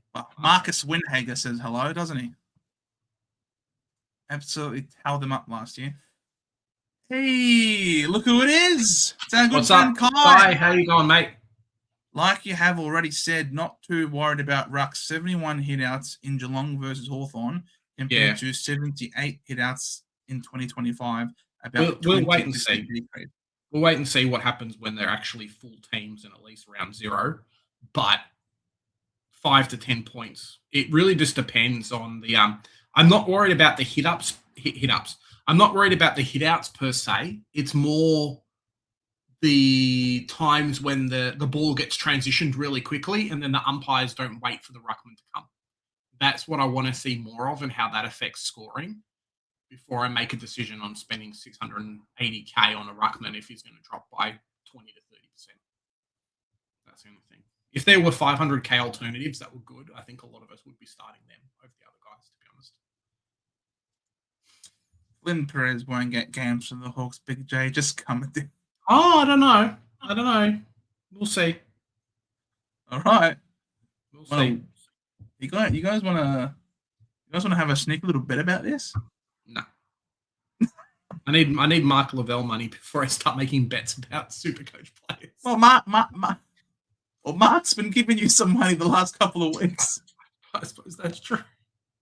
Sherry and Shiri, Mark, the typing never disappoints, bro. It actually never disappoints. No, I love it how it says sorry about my shit spelling in the most perfect spelling possible. Mark, never change, please. It does add to your character, 100%. What do you reckon? Who do you reckon would win out of South Australia or Western Australia? South Australia's got a lot of really good players, and I don't know about their state league quality, but they have a lot of really good players. So it felt like this year that WA was pulling a bunch of what I consider B graders out of anywhere. Versus I think depending on the ruckman, you could probably get a good South Australian team. I just don't know which ones are the good ruckmans from there. That'd be my only concern. I reckon South Australia wins. Unless Luke Jackson just goes full 8 mode. Because I don't think South Australia have an answer to Luke Jackson. South Luke Australia Jackson. have Grundy. Both former Melbourne people. Washed. He is donezo. Luke Jackson single-handedly tears South Australia apart. So, you know what? I'm changing my mind. I'm going waffle. I reckon the WA boys get up. Just by virtue of the unicorn. There's the grandma. Oh, you love it, don't you, Jordy? You love my grandma. Oh, yes. Hogan has the best hands in the comp of all the big forwards. Yep. He's got glue on him. Yes, sir. Yep. Would be nice if you had some with Hogan mitts in the Dons forward line. It's all right. We got Nate Caddy. You had Jake Stringer. Stuff him. The only thing he grabs is teenagers. Waterman will make a huge difference to West Coast this season. Absolutely, he will. He's a superstar. I think it was just injuries, right, that really hurt him a lot last year. From memory, Joe. Like, he was a good selection and a good player, but just tough when you're the solo and there's no one else, really. Maybe Cooper Duff Tyler will take some good forward defenders away. Good defenders away. Twinkle toes. And Waterman without Oscar Allen would be really good. I think it just means, though, that he's going to be the focal point. I don't know. It could be hard. I think from a Cooper Duff Tyler perspective, I think he would much prefer taking the third defender as opposed to the second. Waterman now has to take number one. Yeah. It can be. There's always a cascade effect. Hogan for Essendon, no. But we would not get the best out of him. Mark, we would not get the best out of Hogan. I think you guys would want him to play your way as opposed to him, Essendon fitting around him. Yeah, exactly. Sinclair has the grand final to plan for, so he channeled Thomas and Hayes from the Wizard Cup in 04. I love it. Love it, Woody. It was funny watching Max Home play. Yeah, I know. Ridiculous. His brother did all right in the game today, Max Holmes. Oh, played in the fourth quarter. Yeah. Yep. Played in the fourth quarter, I think, and looked all right.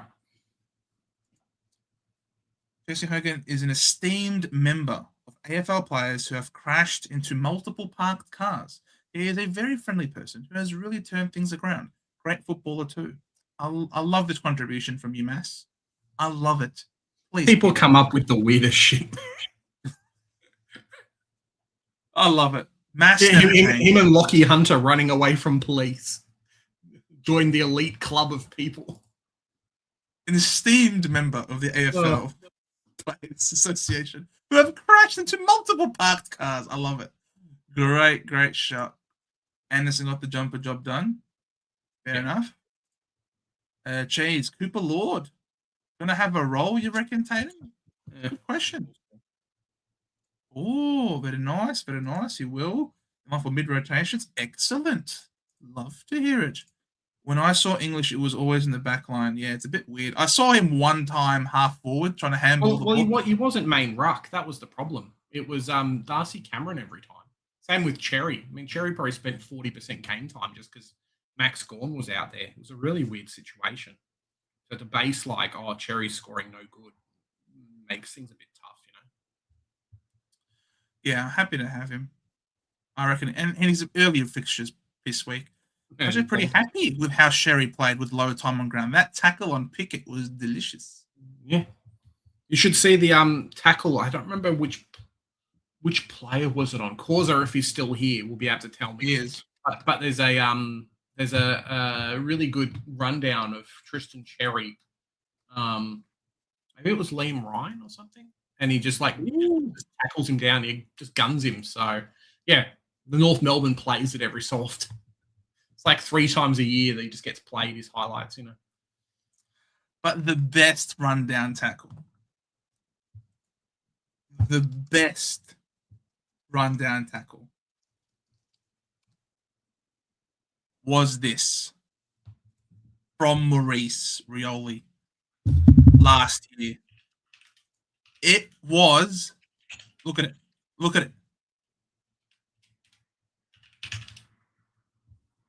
Yep. It was Superman shit. Oh, yeah, Tristan Cherry on Ryan. Yeah.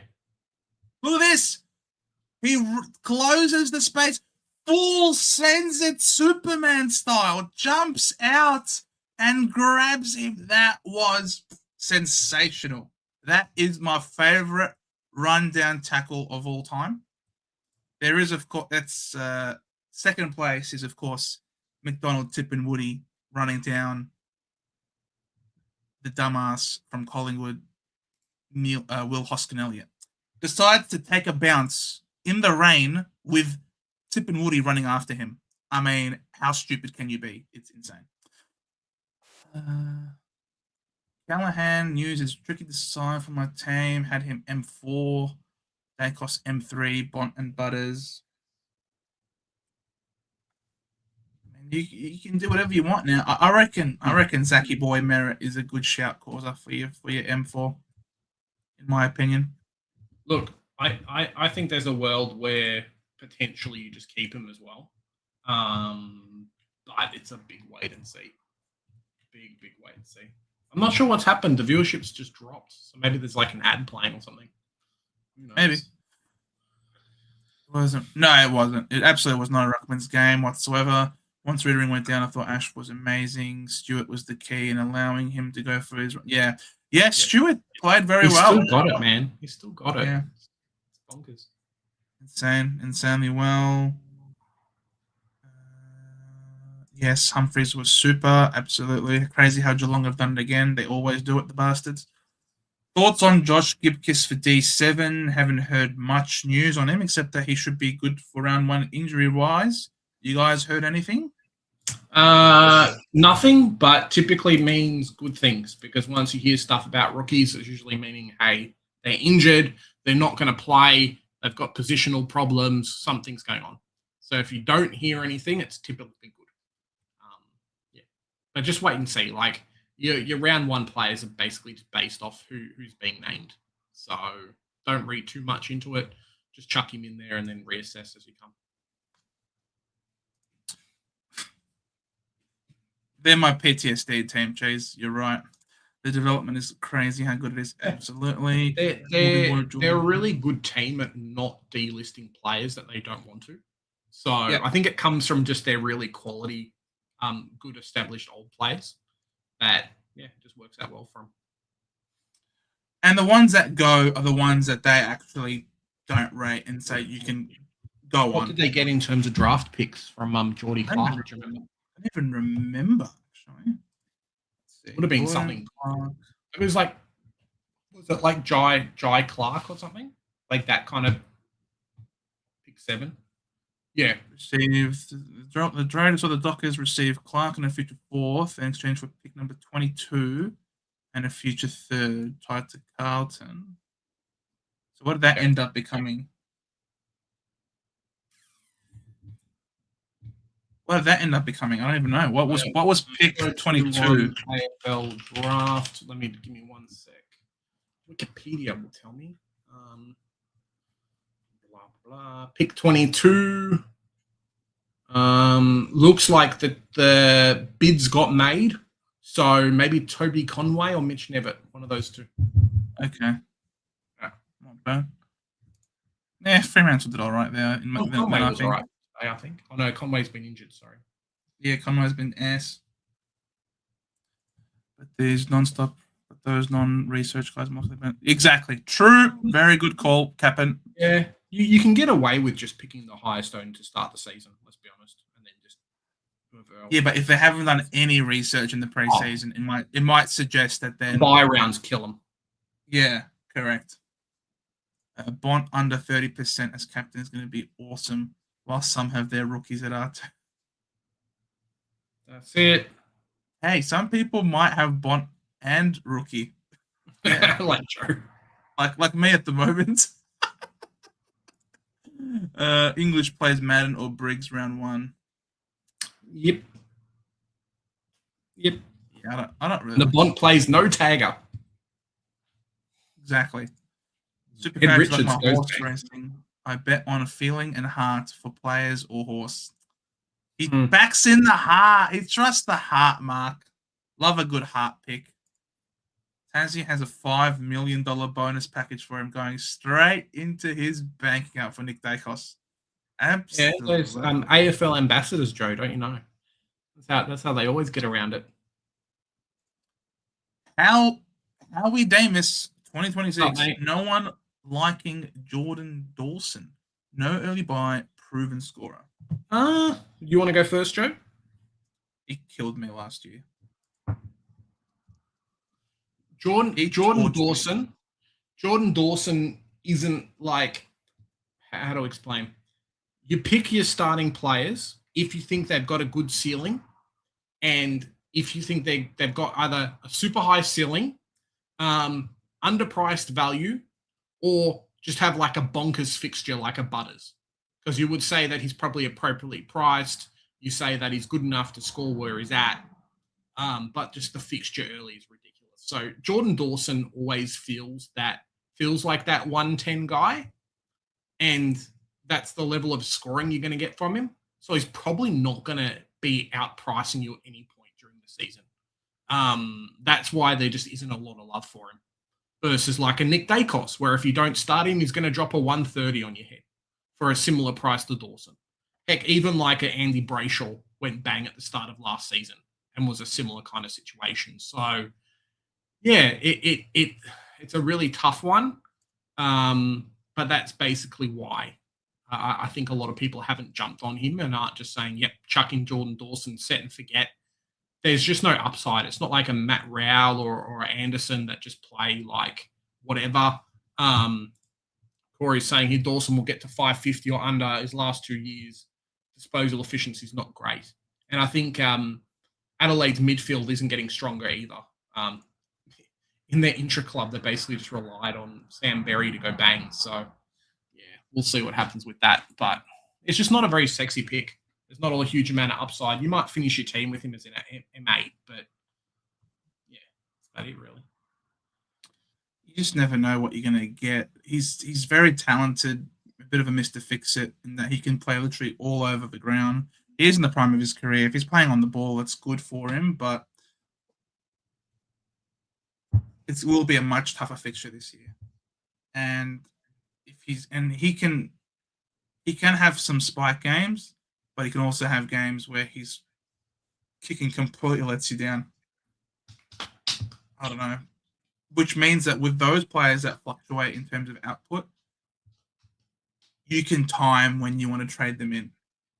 If someone is a consistent gun, their price is unlikely to dip a lot, which means that it's hard to aim and try and trade them in.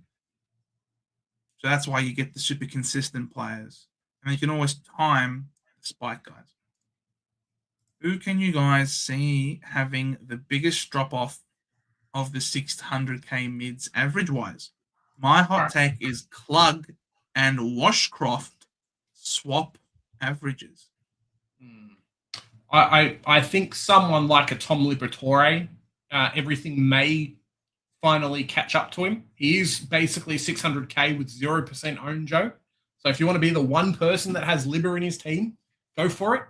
I think someone like him is going to be there. Obviously, Tom Green is a bit cheaty. He will be, 30% cheaper next year just because of the injury. Major fall-off. Look, McCluggage is an interesting one. Maybe we'll see a Josh Dunkley finally falling off. But McCluggage plays a role at that Brisbane team that I just don't think anyone else plays. So he's only just hit the prime of his career as well. It's not like he's been doing it for a while. If I had to pick someone, I could probably see a Brayshaw, maybe with Hayden Young in the team. Like some of his ball might get gobbled up a little bit. Corey's saying here George Hewitt potentially could be that guy. But just the way he played last year probably means no for me. I think he'll be fine. If I had to pick, it could probably be a Dunkley, maybe. Or I don't want to say Matt Rowell. What was last year like an like one-off type situation? I don't know, but possibly. Tough. It's hard. Yeah, it's a really tough question. I love it. Very good question. You're making us think really hard on a Monday night. It's been a long day. Guys, if you haven't already, smash that like button, smash subscribe. You don't understand what the likes mean just for the algorithm and whatnot. So even if you guys are members on the stream or whatever, doesn't take you much. Just punch that button for us. Thank you very much. I'm going to say the person who drops out of 600k is going to be Andy Brayshaw. Okay. No, Ablett family far different than Dacos family, and Gary Ablett also went to look after his father. I see. Dacos going for Carlton is hilarious. Absolutely, he is. Dacos to Carlton to form a super team with Jagger and Cody Walker. No, he's not going to do that. He'll go to Tassie because he literally asked, "Would you go to Tassie?" And the guy literally said, "Yes, I would." Basically, along those lines is basically what he said. Yes, I would be down to go on to Tassie. Mark, guys, this weekend, race 4, Parramatta Cup in Sydney. I have 2 of my horses as I am a mini owner in this race. Just fine and unleashing. So if you're going to have a bet responsibly. Well done on the Horse ownership disclaimer. Very good. First full preseason for Walsh in 4 or 5 years. Yep. There's still time for it to be interrupted. I'm more waiting to see what happens at Carlton because he doesn't have the. I heard you, Joe.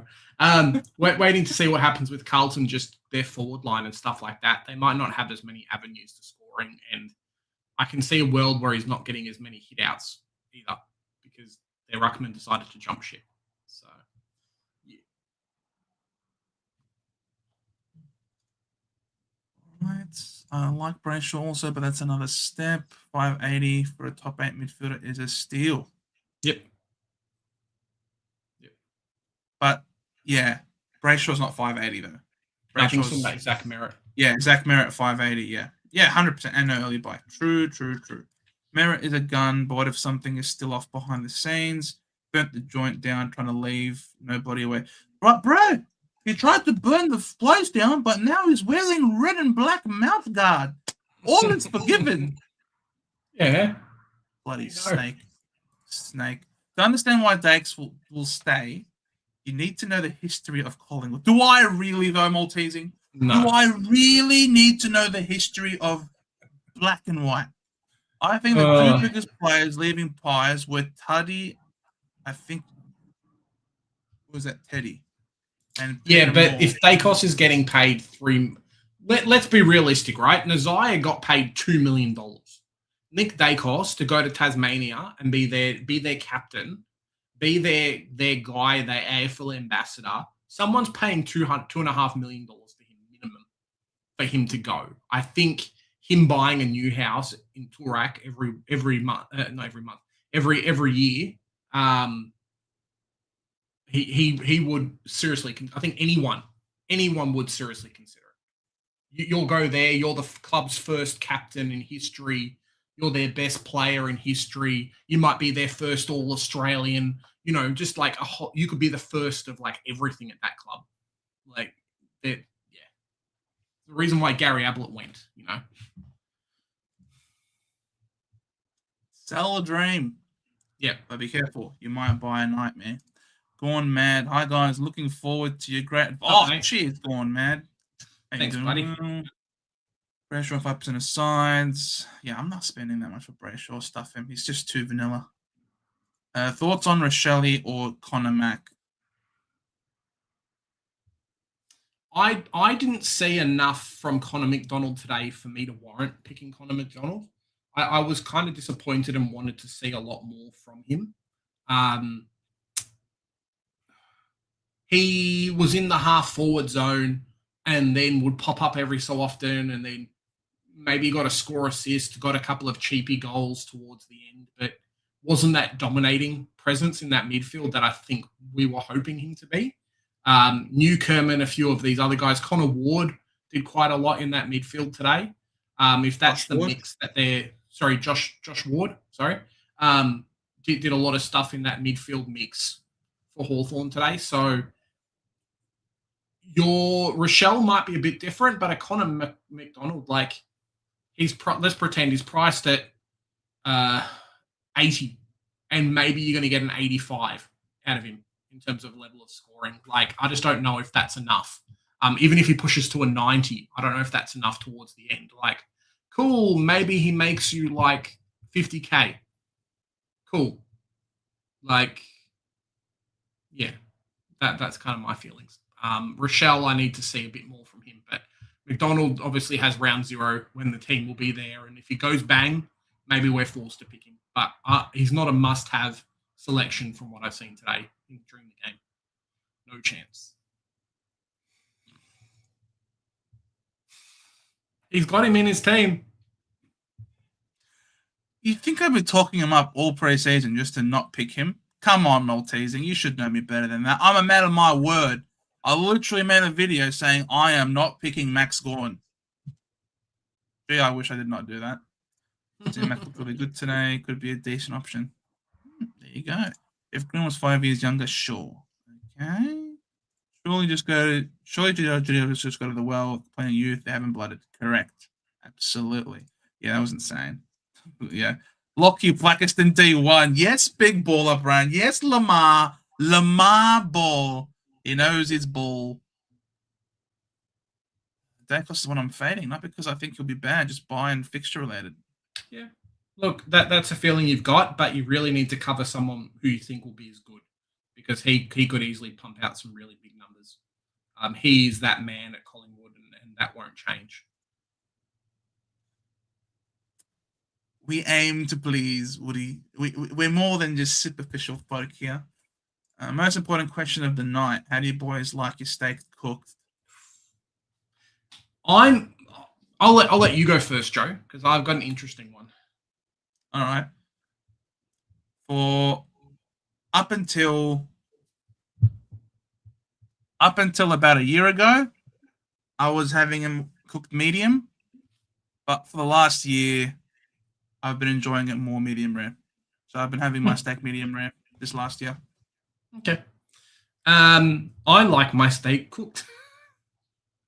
Like cooked. But no. So my wife comes from a culture that they don't like red in their meat because to them it is considered to be not cooked at all.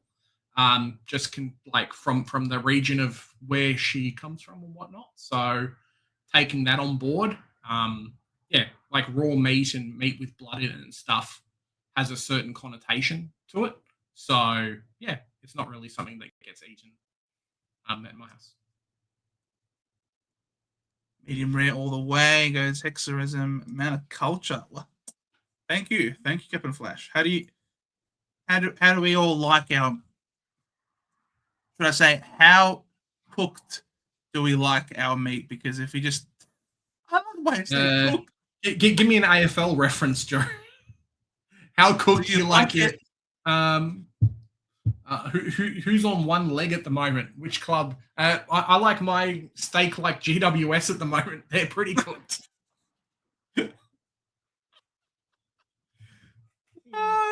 That's a good one. I like it. Well done. Well played. Oh, geez. Now I gotta just keep scrolling up. Bloody hell. We need to smash through some of these questions, man. Yeah. A few of these phone questions. I'm starting Butters Dacos. Yep. Exactly right. And that's the mentality that a lot of people have too, is that not starting these players, it's really hard to chase multiple guys at 600k plus throughout the season. It really it's not easy. So if you have a bit of AFLW mentality, but if you've got enough money to start the super expensive players, start them because they might not drop much in price, and it's really hard to chase them, like really hard sometimes. You don't know what you want to do. You don't want to have to give up 3 good cash cows and 3 potential good scoring on field players. And you might just not have 2 rookies that week that are scoring well, that you now have to give up 3 players to get Bont or Butters or Dacos in. So, yeah, it's a bit rough. You can't be giving up cash cows because you'll be missing out. You'll be missing out on stakes if you're giving up the cows. You need some more stakes, mate. I'll admit I was on the Bont fade trade when I first saw the early fixture, but Bont, isn't he? There's a reason he's exactly right, and there's a reason exactly right. I think 3 more years of Bont, then we won't have to pick him anymore. Hi, lads. Travis, how are you, Travis? I'm risking Bont, Dacos, Bailey Smith, and Butters. Could all change. What do you mean? Where's the risk? The only risk is that you've got. You're getting. I mean, there's no risk. It's a lot of money. Yeah. But you've picked 4 wonderful midfielders, bro. Well done. Congratulations. Last year, Dacos started at 631, was 582 by round 5. It was also so he dropped 50k. Yeah, he dropped 50k. It's not a lot. Not a lot. 36. He's cheaper. He's cheaper this year, right? Oh, only marginally. But he's fully fit, and that's important. Sam Taylor being out, will it impact Ash? I think it impacts Ash more. I think Ash is more of your defensive type, whereas Whitfield, or Whitfield, as you've put here, is more of a running and distributing. Yeah, it sucks that Hayes has left because Hayes would have been fantastic for them right now. I wish they had the forward line like in another draft platform. Keeper has Heaney, Jackson, and Horn Francis. They do it every 3 weeks for DPP. Not bad. Aiden, g'day. The Stafford brothers are in the chat. What's up, Aiden? If you're going to do that with the rucks, why not start 2 primo rucks? Have CDT in forward or flex, and if a primo ruck is terrible, just use a trade and get rid of one and move CDT into the ruck, as you said. And that's the argument as well, and that's why people are picking Mick Andrew or not picking him and saying, cool, come round 3, if I'm forced to and he's going to make cheeky 200K, then I'll spend a trade and do that and bring another primo in. It's okay. Night, Mark. Thanks very much for coming in, Mark. mate. Catch you later, mate. Hope you have a good one. And then scrolling back up to... Guys, we've probably got another 20 minutes maybe. We're just going to try and get through all the questions. So, yeah. We've been on for just over 2 hours. It's one of those cheap rocks that R2 flexes there. Yeah, fair enough. You could start the cheap rucks and then for the first 5 or so rounds be chasing your tail trying to bring in a primo when they get traded out. Like, it could be the death of you, of your season. People started Matt Flynn last year and had to trade primos out to get Matt Flynn out of their teams. It's not great. Curious if Laverty isn't injured. Is Laverty injured as well? I didn't hear that. I found I've got a lot of top end players price wise. Bont, Sherry, Butters, Dacos, Nas. This rookie class seemed better than previous in terms of supercoach, as more of them seem likely to play. And there's no sub rule either, which definitely helps. Yep. We're getting better and better at picking rookies every single year that we play supercoach. So 100%. We'll be going with Butters, Brayshaw, Dawson as my midfield mids without early buys, plus one of Steele, Oliver, or LDU. Nice. All right. Good for you. Corey, Kitty at training played 60% half back, 40% half forward. A force in my team, and I don't like it. Never left. What are your thoughts on Rory Laird and Callum Mills? Don't mind him. It's going to be interesting. It's something that I need to track, especially Mills, to see where he lines up in this team. I don't mind him, but the benefit with Mills that you got round 0 to look at him, and Laird playing off halfback scored quite well, but when things were going badly, they played him on ball. So not sure what the role was going to be for him. Crazy to think it's been like 10 years since North have won 5 games in a row. Yep. And Essendon like 5 years about. Yep. It's going to happen though, hopefully. We're the beacons of consistently being shit, aren't we, Causa? It's amazing. With Merritt, I don't trust Brad Scott to not move Merritt's magnet and play him in the back line or forward. He won't play back line. There's a chance he could play forward.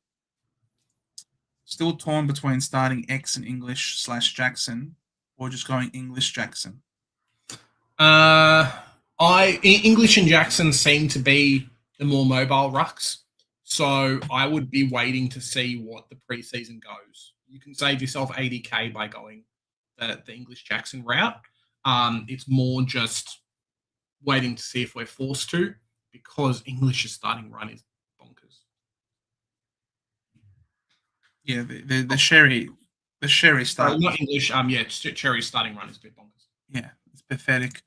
The game at MCG, Will Phillips tagged them into the ground. Yeah, great call. Guess what AFL team is most represented in my team right now, Joe? Essendon and Port tied at 4. I've got 3 Dons in my midfield. Feels like a fever dream. Yep.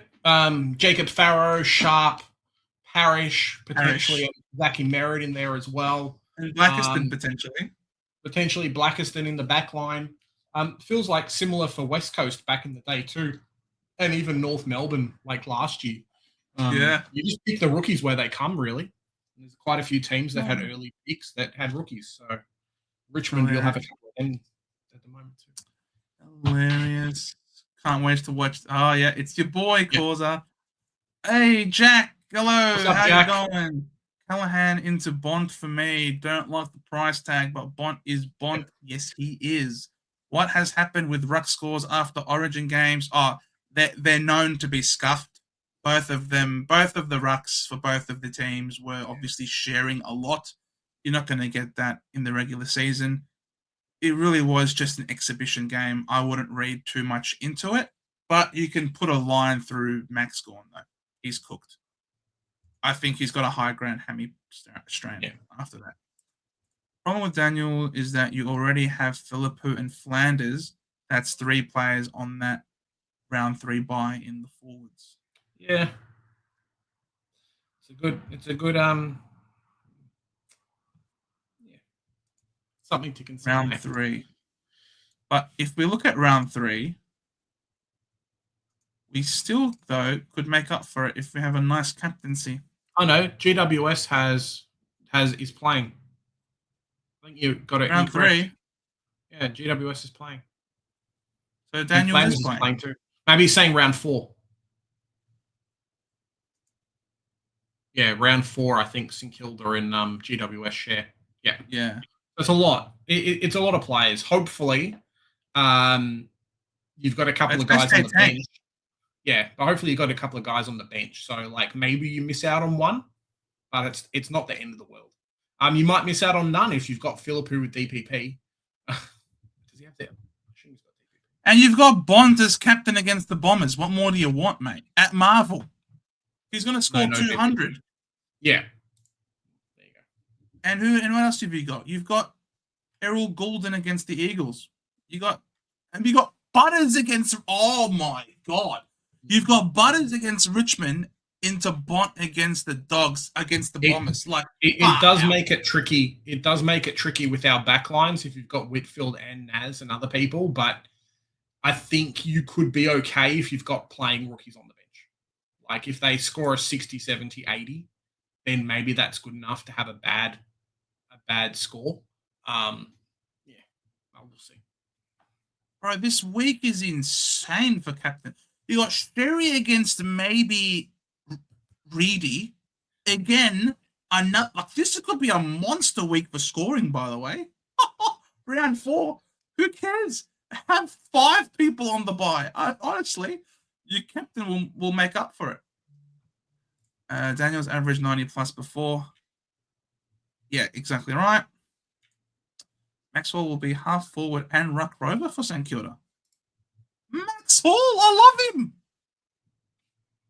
That's amazing. But it's another St Kilda player. True. The most famous nickname Binger is the great fastballer Brett Lee. There you go. The more you know. I will have news on Friday for North versus D's. Will be there. Excellent causer. Excellent. Don't bag WWE, Big J. That's my first love. Sorry, man. Are you guys going to do another team ranking? You mean team rating? Yeah, of course. We'll definitely do another one heading into like round 0, round 1. But February's come so quick, man. Like it does. We're already halfway through there. Yeah, halfway's done. So yeah. How many people Ruck that can get to the contest around the ground is the key. This most ball run with an undersized mobile second ruck. New rules may suit Blixarv's type player. You're telling me that Lockie Blackiston's going to be R1 this year. I love to hear it from you, Tony Gamma. You just anyone fading Coleman? Not me. I haven't got him at the moment. He's not been in my team just because I don't know if he's injured or not, but he could find a way. We need to mate, he's hopeless. Hopeless, I say. Send him to the moon and don't give him a ride back. 100%. Absolutely hopeless. Lloyd Meek could be in for a field day. Nah, Meek's going to struggle. He can't run with Blackiston. Meek just didn't look it today, to be honest. He's too bottom heavy.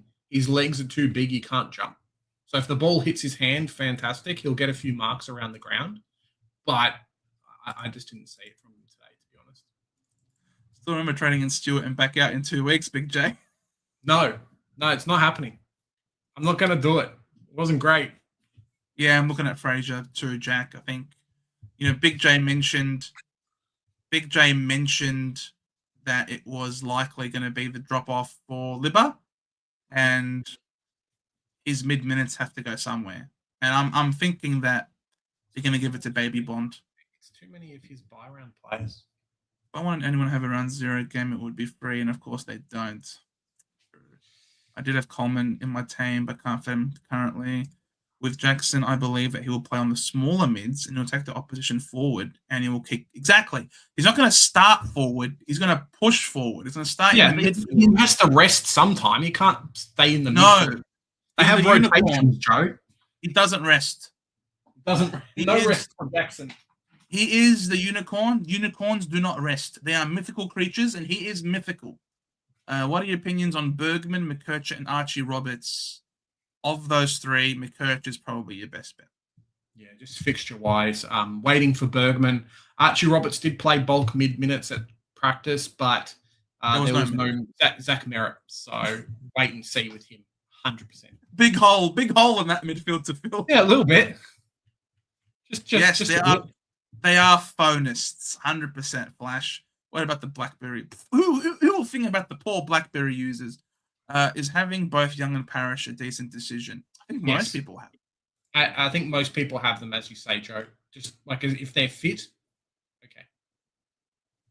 Guys, do you reckon you'll have any cash leagues? Oh, I don't tend to do that normally. It's something that it's never been a thing for me. I have enough trouble running a YouTube, not running, but running a YouTube channel, plus doing socials, plus working. Now I've taken on a second course. Now I'm potentially doing another job. We'll see. So it's a lot. It's a lot. So, yeah, not for me. Yeah, they always feel scammy too. They always feel a bit scammy. Oh, I know a lot of people do cash legs between themselves and friends and whatnot, but I've never been a part of one, and I wouldn't want to make a mistake somewhere along the way for you guys. And I know we already spoke about that. Are the West Coast SPP players Schomburg, McRae, and Robertson going to? Well, I think Robertson is ahead of Schomburg and McRae, so I'm pretty sure Dev, you should definitely have in your forward line, I think. Yeah, I think Dev Rob's going to play. From what I saw at the intra-club match, Schallenberg looks pretty good too. At least as a stopgap, and he should play for the first few rounds, you'd hope. My only problem with West Coast rookies, and we saw it a lot last year, is if they have a bad game or two, they just get subbed out. So there's a couple of them, like a Harley Reid, that won't.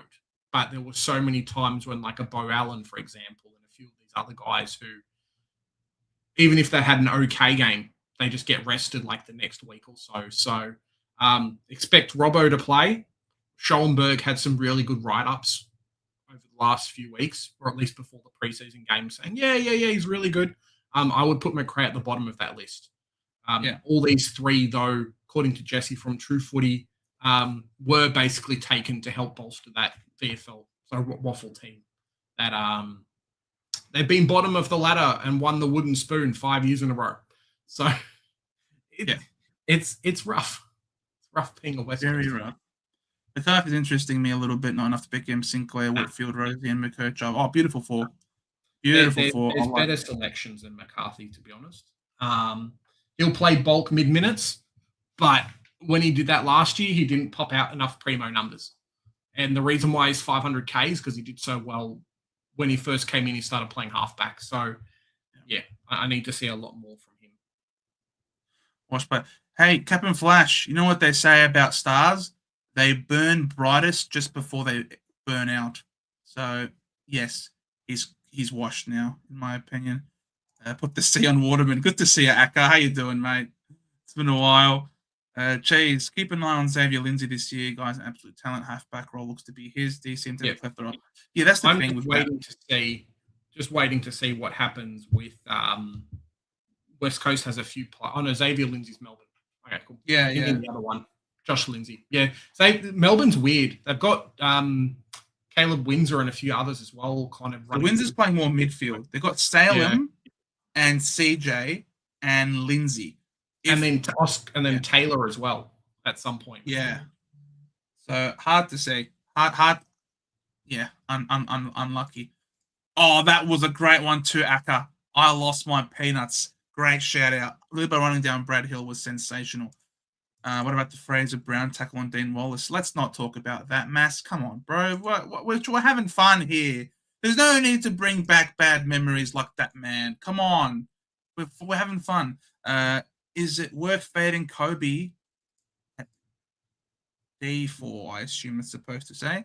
If it means I can get a 600K plus primo at M4, would have Parrish at M6. It just depends on who you're getting him instead. Are you going Colby to D4 as a rookie? My only issue is I don't think we'll get enough rookies in the back line. At least ones that we want to field. We might be like last year and potentially get 5, but I feel like it's going to only be 4. So that kind of D6 spot could end up being a bit of a liability for you. If you go Colby down to a Kadeen Coleman or a Blackiston, if you're feeling really spicy, then potentially it's fine. But just make sure you're actually downgrading to someone who'll score you points and get you money. And there's good value at the price.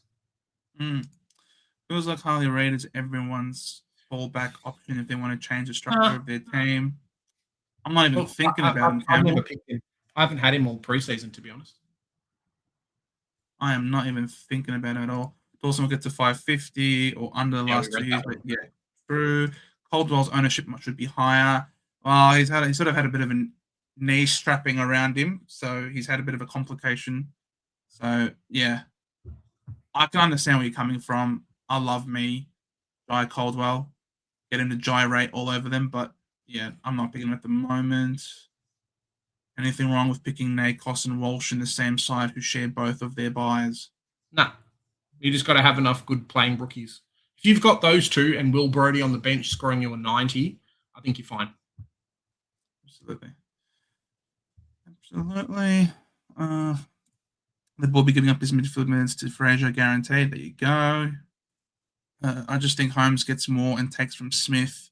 Also feel like teams figured him out in the back half of the year. He's just a hard running player though, Spoon.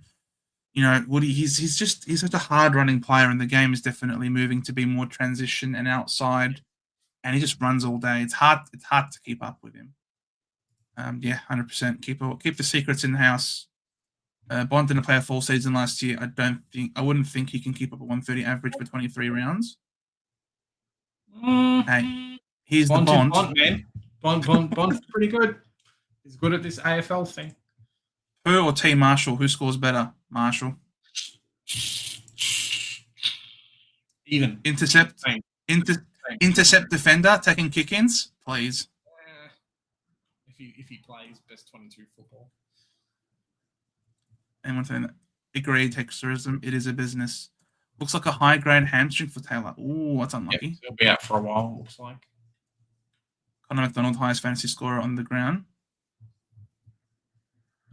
Good for him. I don't trust any of these 298, 400k forwards. We'd rather just pay for a Pickett as a proven top 8. Here. I agree. I like a look of Aussie. And Flamers. Flamers is close. Yeah. I'll have to see it with my own eyes. I haven't watched it yet, Causa. I have Blackiston Joe, my keeper team. Picked him up in my current draft in 3rd year and got Philippa. Oh, well done. Well done. Love it, Causa. Hey, legend. Very late to stream. Just want to say it's Clary season. We'll see. Redemption arc incoming. Boys, when are you renaming the channel? Bro, this channel is going to be heritage listed. What are you talking about? The center bounce, it's for those who know. Those who know will know. If you know, you know. If you're a young whippersnipper, and you don't know what the center bounce is, then unfortunately, the greatest era of football you missed. And that's a bit of bad luck. Oh, Kobe likes it. Well done. Steak. Big J likes his steak like mid-2024. Cooked. Bro, we were not cooked, bro. We were eviscerated. What are you talking about? Perfing guy. He likes his one still mooing. Jesus. I like my steak as cooked as Parrish's hammies. Oh. No, Jesus. As cooked as Ridley's. Oh. You guys are such great friends, aren't you? You know, naming only Essendon players as cooked. You know, there's no other cooked players in the league. Only Essendon, you pricks. Good evening. Yeah, see you, Mark. That was all that. James Sicily. No, thank you. Yeah, I think he's done. He really needs a major role change for him to even just be a viable selection in SuperCoach. We saw last year with Barras and Battle him losing a lot of his backline scoring, and that's why he's a bit cheaper.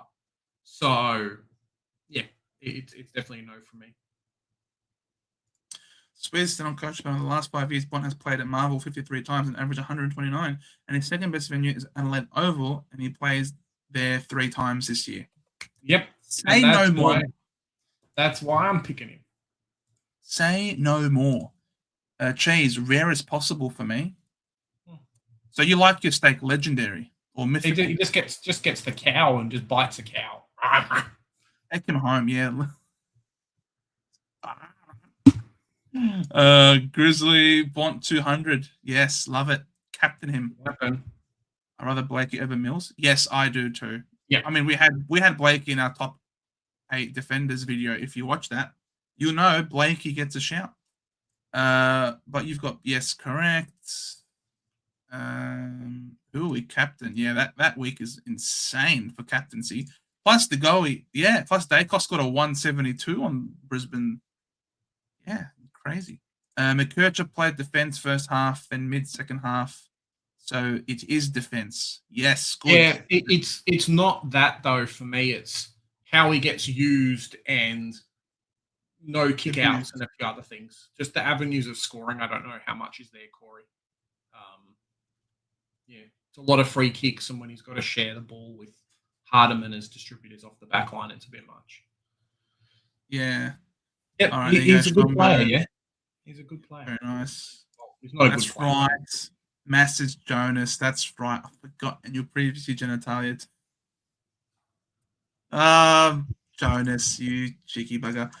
Shorty.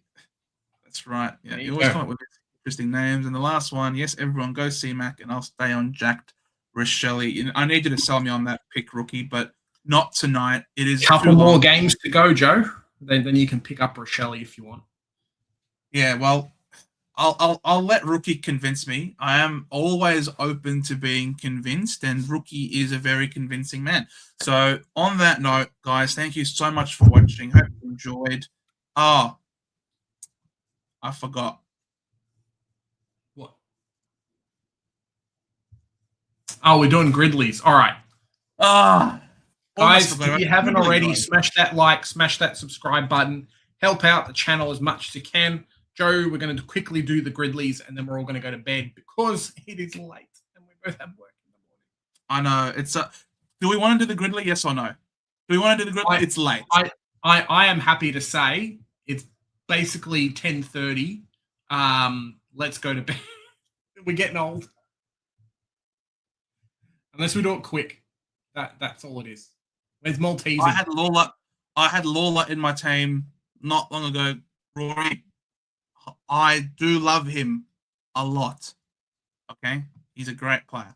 Another great stream. Yes, thank you very much, Geordie. Much appreciated. Kappa Flash, good to see you. Jonas, good to see you too. My eyes. I know, James Harms. It's disgusting. Look, I'll turn it off. Yeah, all right. We'll have a rest. Excellent. All right. All right. We'll have a rest. Thank you guys so much. Not wrong button. Oh, wrong button. I've disappeared. Just freaking all the wrong buttons. All right. See you guys. How is Dan Annabelle looking? He's looking good. Playing half forward. It's hard to break into that team. There you go. Hexer is on. All right. Guys, we are going to catch you later. A few more videos coming out this week. I'm going to try and have something out every day for the preseason now because there's only like 24 days of SuperCoach left before our teams are set. Keep up with the games. There's basically a game every week and then 4, I think, Joe, on Friday. So this week doesn't matter as much. The Amy games do, and then round 0 100% does. So just take everything with a grain of salt. A lot of players still aren't playing because they played State of Origin. So they've got some time. That's right. So thank you guys so much for joining. Hope you have a lovely one. Don't forget that if you want to join our league, we do have a league. Where is the banner for it? It is here. So if you want to join the league, there's the code.